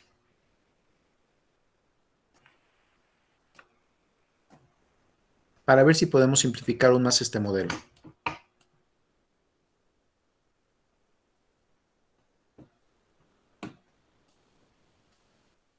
Como manivela, la manivela, si la estuviéramos simplificando ahorita, diría solamente va girando. Si solamente fuera girando, solo para ese instante, solo para esa foto, estaría trazando un movimiento curvilíneo.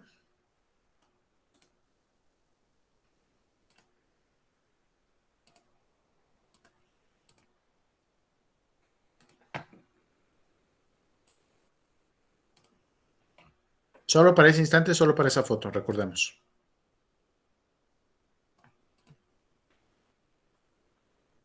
Y la velocidad de este punto de contacto sería tangente a la trayectoria.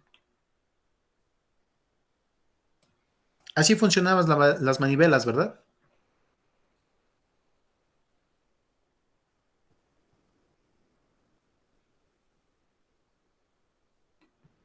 Tangente a la trayectoria iría su velocidad. Mientras tanto, la velocidad de la corredera, esa solo puede ir alineada con la misma corredera.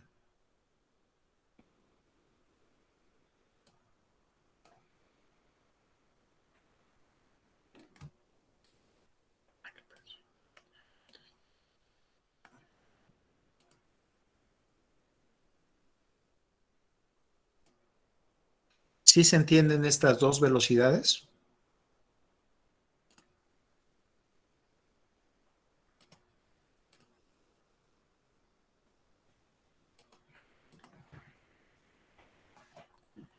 Gracias a esas dos velocidades, podría calcular cómo es el giro del acoplador.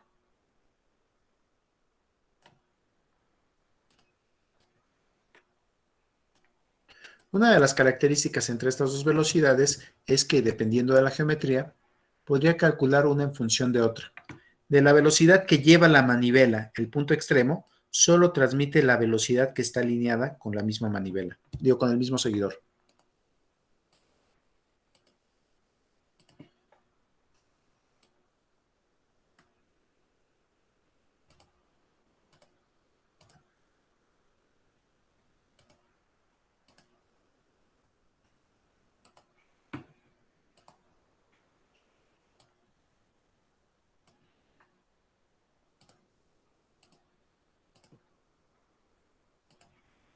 ¿Sí se entiende qué parte de la velocidad alcanza a transmitir a la corredera?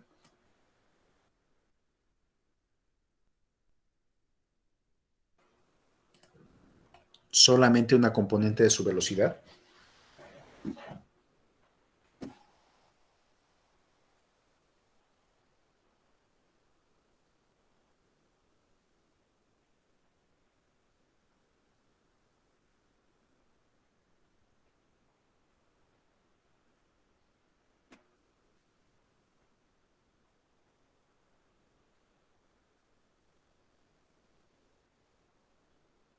Ya estamos con este dibujo. Me dicen cuando lo terminen, por favor.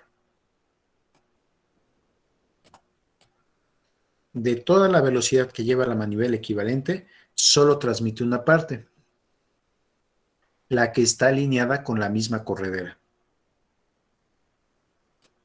Yo creo que queda mejor acá la descomposición.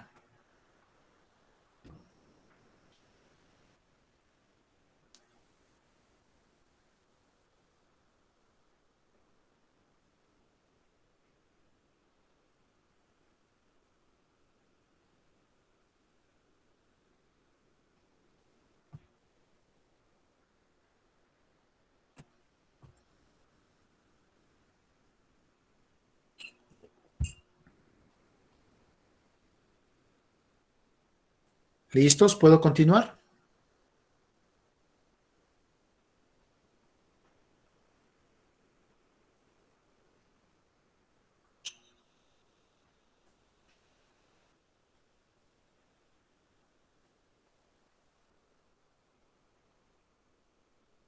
Me indican cuando pueda continuar, por favor. Ya, profe. Ya, profe. Entonces, nada más recordando, el ángulo de presión es el que se forma entre la corredera y el acoplador. Ahí está el ángulo de presión. Aquí lo están identificando con la letra Φ. Dentro del Norton van a encontrar esto identificado por la letra Φ. Ángulo de presión. Muy bien. A ver si funciona. No sé si vaya a funcionar.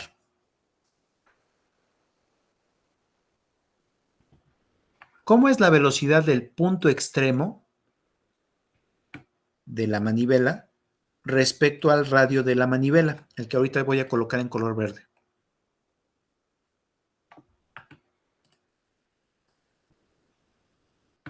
¿Cómo es la velocidad del punto extremo de la manivela equivalente respecto al radio de la manivela equivalente? Perpendicular. Perpendiculares. ¿Todo el mundo de acuerdo? Sí. Muy bien. Ahora, esta velocidad que va a tener depende de omega, velocidad de giro de la manivela, y R, la magnitud del vector verde. ¿Todo el mundo de acuerdo hasta ahí?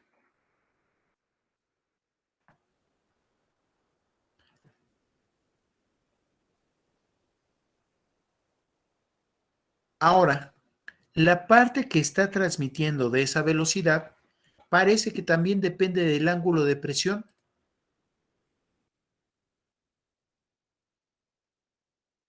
Ángulos opuestos por el vértice, ángulos correspondientes. ¿Ya se alcanzó a ver cómo también depende de ese ángulo de presión?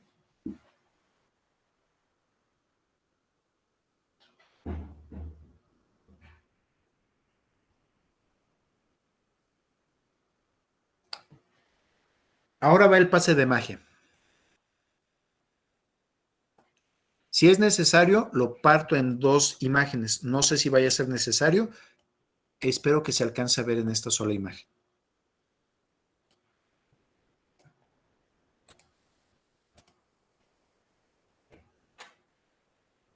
¿Hasta ahí se va entendiendo qué está pasando?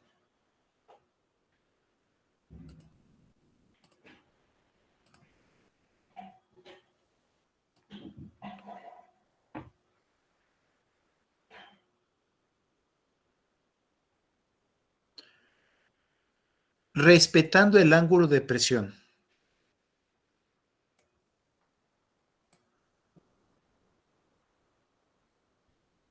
Bueno, no hay mucho que pueda cambiarle realmente al ángulo de presión. El ángulo de presión quedó dado por la geometría entre el seguidor y la leva, respetando el ángulo de presión.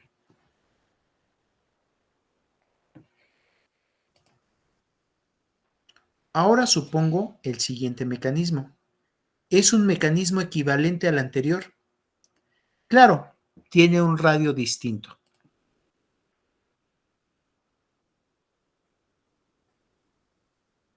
¿Ya ven que se redujo el radio?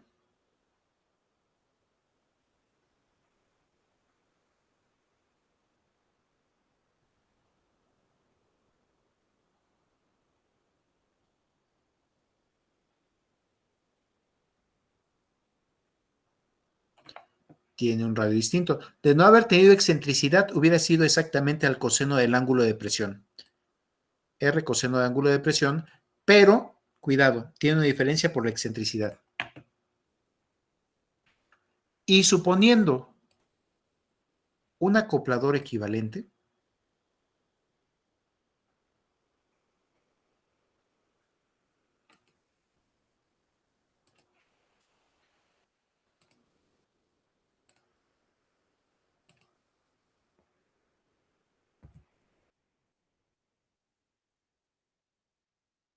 déjenlo pongo aquí al lado mejor para que se alcance a ver. Vean cómo estamos tratando de respetar el radio, cómo estamos tratando de respetar el ángulo de presión, pero ahora estamos teniendo un sistema equivalente. Una de las ventajas de este sistema equivalente es la siguiente. Con este nuevo radio en verde que está completamente horizontal, ¿cómo sería la velocidad del punto que estaría guiándolo? ¿Cómo es respecto de del radio la velocidad en la manivela?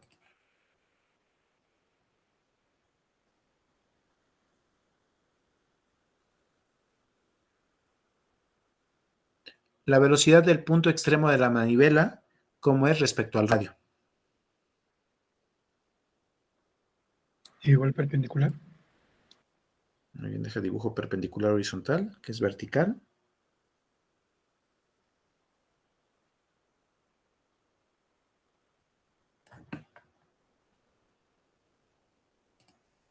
Ahí está la velocidad. Y ahora con este nuevo acomodo, con el de naranja, directamente aquí podría leer la velocidad de la corredera. ¿Qué tan válido es esto? Yo lo he tratado de hacer en varias formas para tratarlo de demostrar y sí es válido. La geometría se respeta.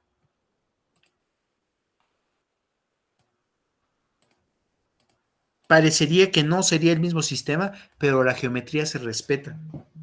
En lugar de estar utilizando el R original, gracias a la excentricidad y todos los cambios que hicimos, puedo utilizar este R equivalente visto desde el mismo centro y los cálculos dan exactamente lo mismo.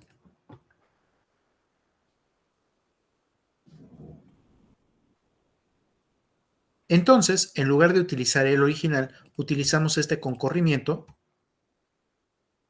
para tratar de decir cómo es el movimiento y el sistema equivalente y cómo conectar la velocidad, cómo conectar la aceleración. Sistema original. Déjenlo, trato de acomodar en la misma imagen. Sistema original.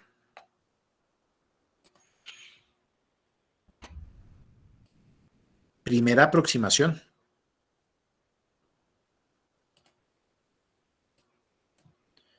Y la otra aproximación, ya diciendo todo está en horizontal y vertical, para hacer más sencillo el análisis.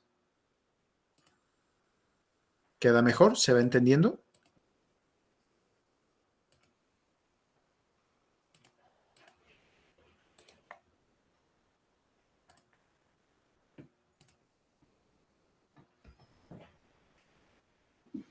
Es la misma velocidad que vamos a estar describiendo.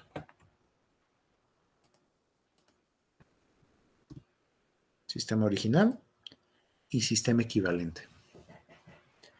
Eso sí, lo único que estoy tratando de hacer es respetar el ángulo de presión.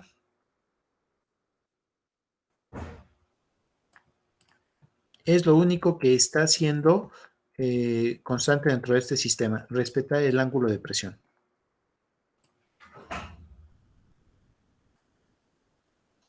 Uno de los problemas que veo a las levas o a estos pares cinemáticos inferiores o superiores.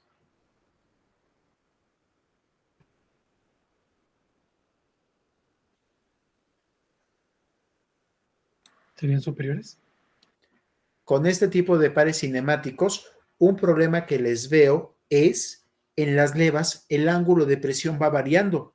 El ángulo de presión va a ser determinante para saber cuánta fuerza está empujando en dirección del movimiento y cuánta fuerza perpendicular al movimiento con efectos dañinos al sistema. Observen que si cambiamos la excentricidad, tal vez reducimos para un instante el ángulo de presión, pero para otro lo empeoramos. Hay quienes en diseños muy convencionales dicen la excentricidad cero. Puede funcionar. Hay quienes jugando con la excentricidad van reduciendo el ángulo de presión o lo van dejando dentro de rangos aceptables para el desarrollo del movimiento. ¿Dudas de estos modelos equivalentes?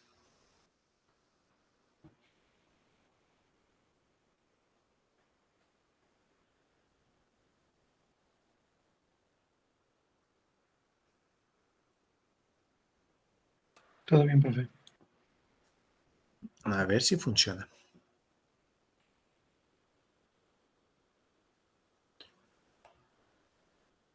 Se prefiere el mecanismo de la derecha, en el cual la velocidad del extremo de la manivela es la misma que la velocidad del seguidor. Solo recuerden, este mecanismo no existe en la realidad. No existe. Simplemente es un desarrollo equivalente. ¿Vamos bien?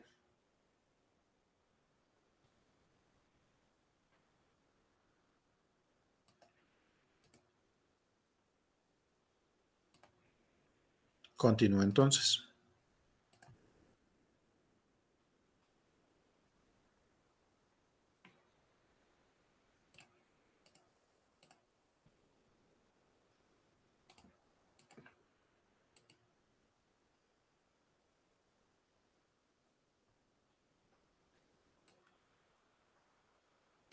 Los siguientes trazos se basan en ese mecanismo equivalente extremo de la derecha.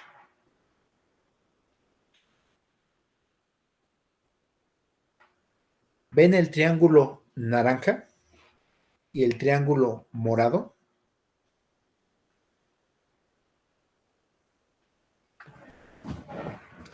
El triángulo naranja está alineado con el ángulo de presión.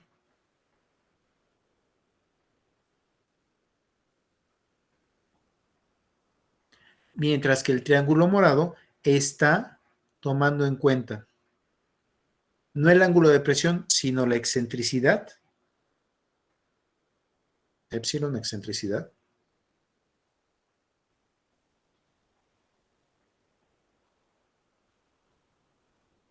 y cómo estamos considerando estos eslabones efectivos. No sé si ustedes están viendo mi pantalla completa. ¿Sí están viendo mi pantalla completa? Sí.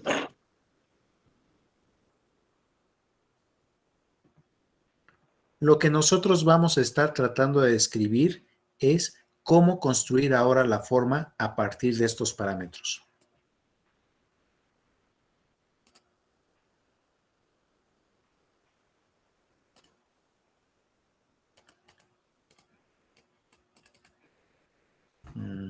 Dos segundos porque ya no sé dónde quedé.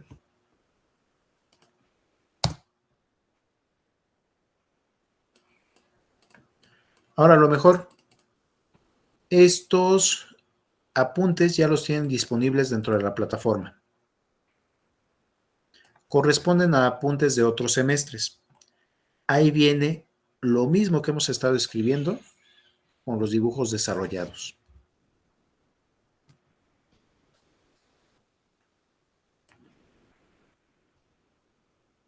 Lo que nosotros vamos a estar tratando de describir es cómo tiene que ser el centro del seguidor,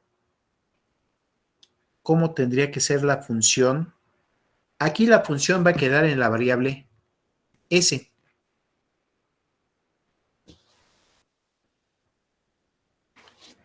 La base, el círculo original, es lo que está con la distancia D. ¿Se acuerdan del círculo base que habíamos mencionado hace unos instantes?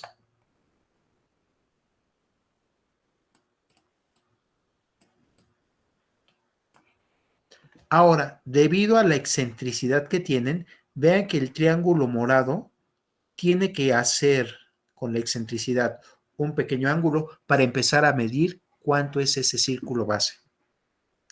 Después de ese círculo base, el punto D está describiendo al círculo primario, el del centro del seguidor.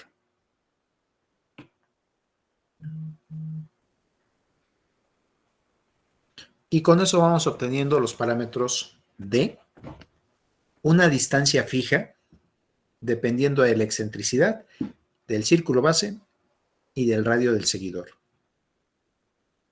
S, la función que nosotros queremos describir. Epsilon, excentricidad. Epsilon, excentricidad. Mientras tanto, C va a depender del ángulo de presión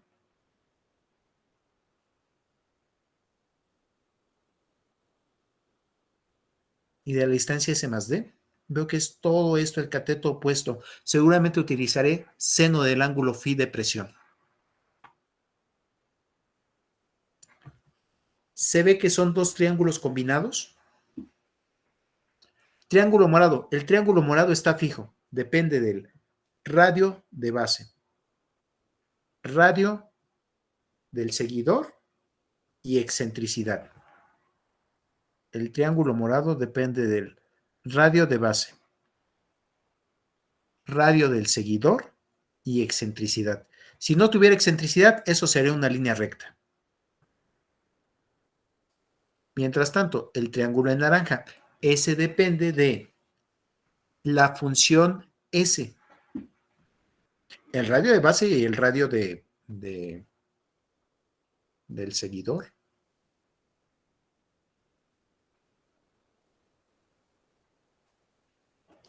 Y el ángulo de presión. ¿Vamos bien con esta descripción?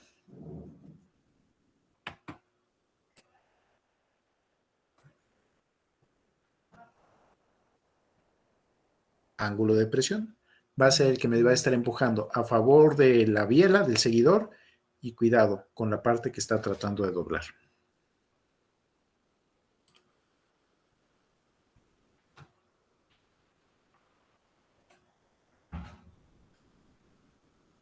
Veamos si la geometría se iba conectando. Primero la distancia AD. Es esta parte vertical.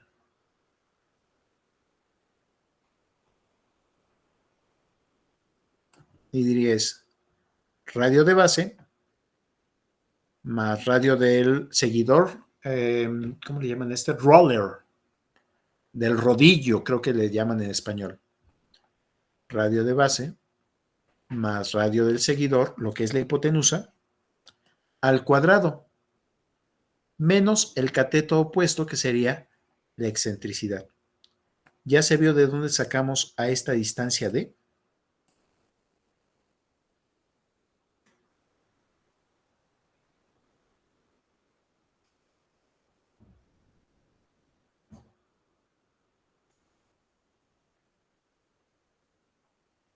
Por suerte, esta es fija. Vean que depende del radio de base. ¿Cuál va a ser el mínimo radio de la leva? Radio del rodillo. Radio del rodillo también ya está fijo. Y excentricidad. Si dejan la excentricidad fija, también va a quedar todo fijo. La distancia D va a ser fija.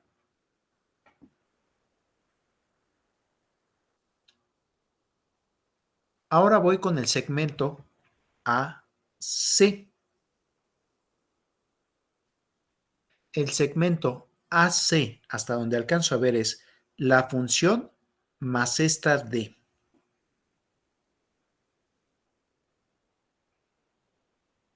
El segmento AC es la función que nosotros estábamos describiendo en las primeras partes, más la distancia D fija. ¿Vamos bien?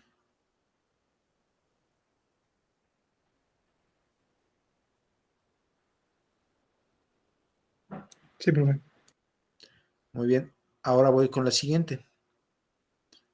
Cateto adyacente. No, esto creo que no va a funcionar.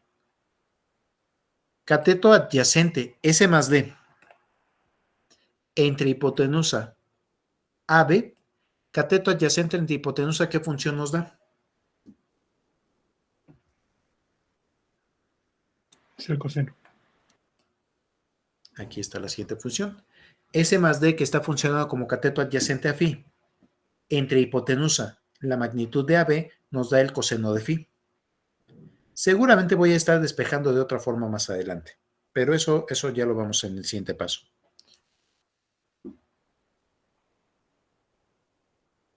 OB, la base de los dos triángulos. OB es la excentricidad fija más el segmento CB. OB es la excentricidad fija más el segmento CB.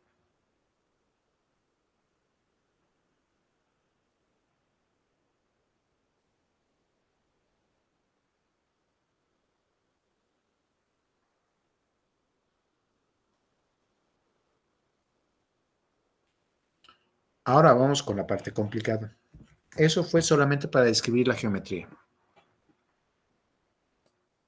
La velocidad angular de la leva por el segmento OB, la velocidad angular de la leva por el segmento OB nos da la velocidad del seguidor. Omega por R. la velocidad angular de la leva por el radio del segmento OB nos da la velocidad equivalente de este punto. ¿Todo el mundo de acuerdo? Omega por R.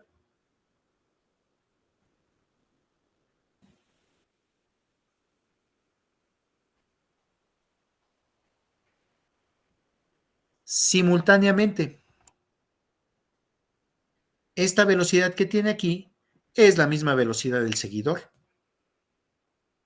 Con nuestro mecanismo equivalente, esta velocidad que tiene aquí es exactamente igual a la velocidad del seguidor.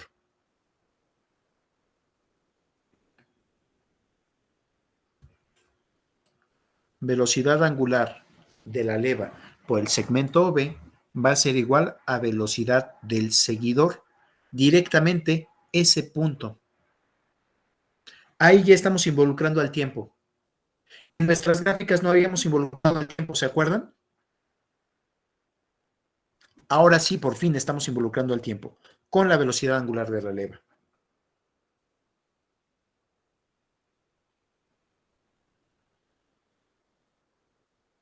Oigan, me acabo de dar cuenta que ya son las 9:04, ¿no tienen que irse a otro lado? Sí, profe. Bueno, ya para cerrar el día de hoy, perdón. Aquí en el documento viene descrito cómo sacar exactamente el movimiento de las levas, cómo llegar a esas ecuaciones.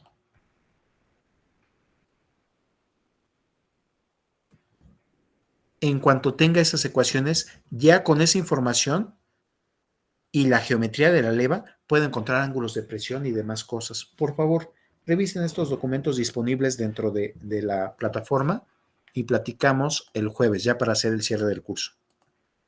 Este documento se encuentra disponible dentro de la plataforma.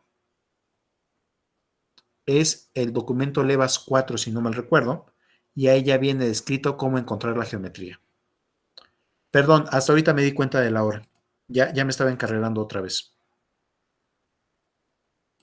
Por favor, vean el documento Levas 4, construcción de la leva, y ahí podrán encontrar esta parte de la geometría descrita paso a paso.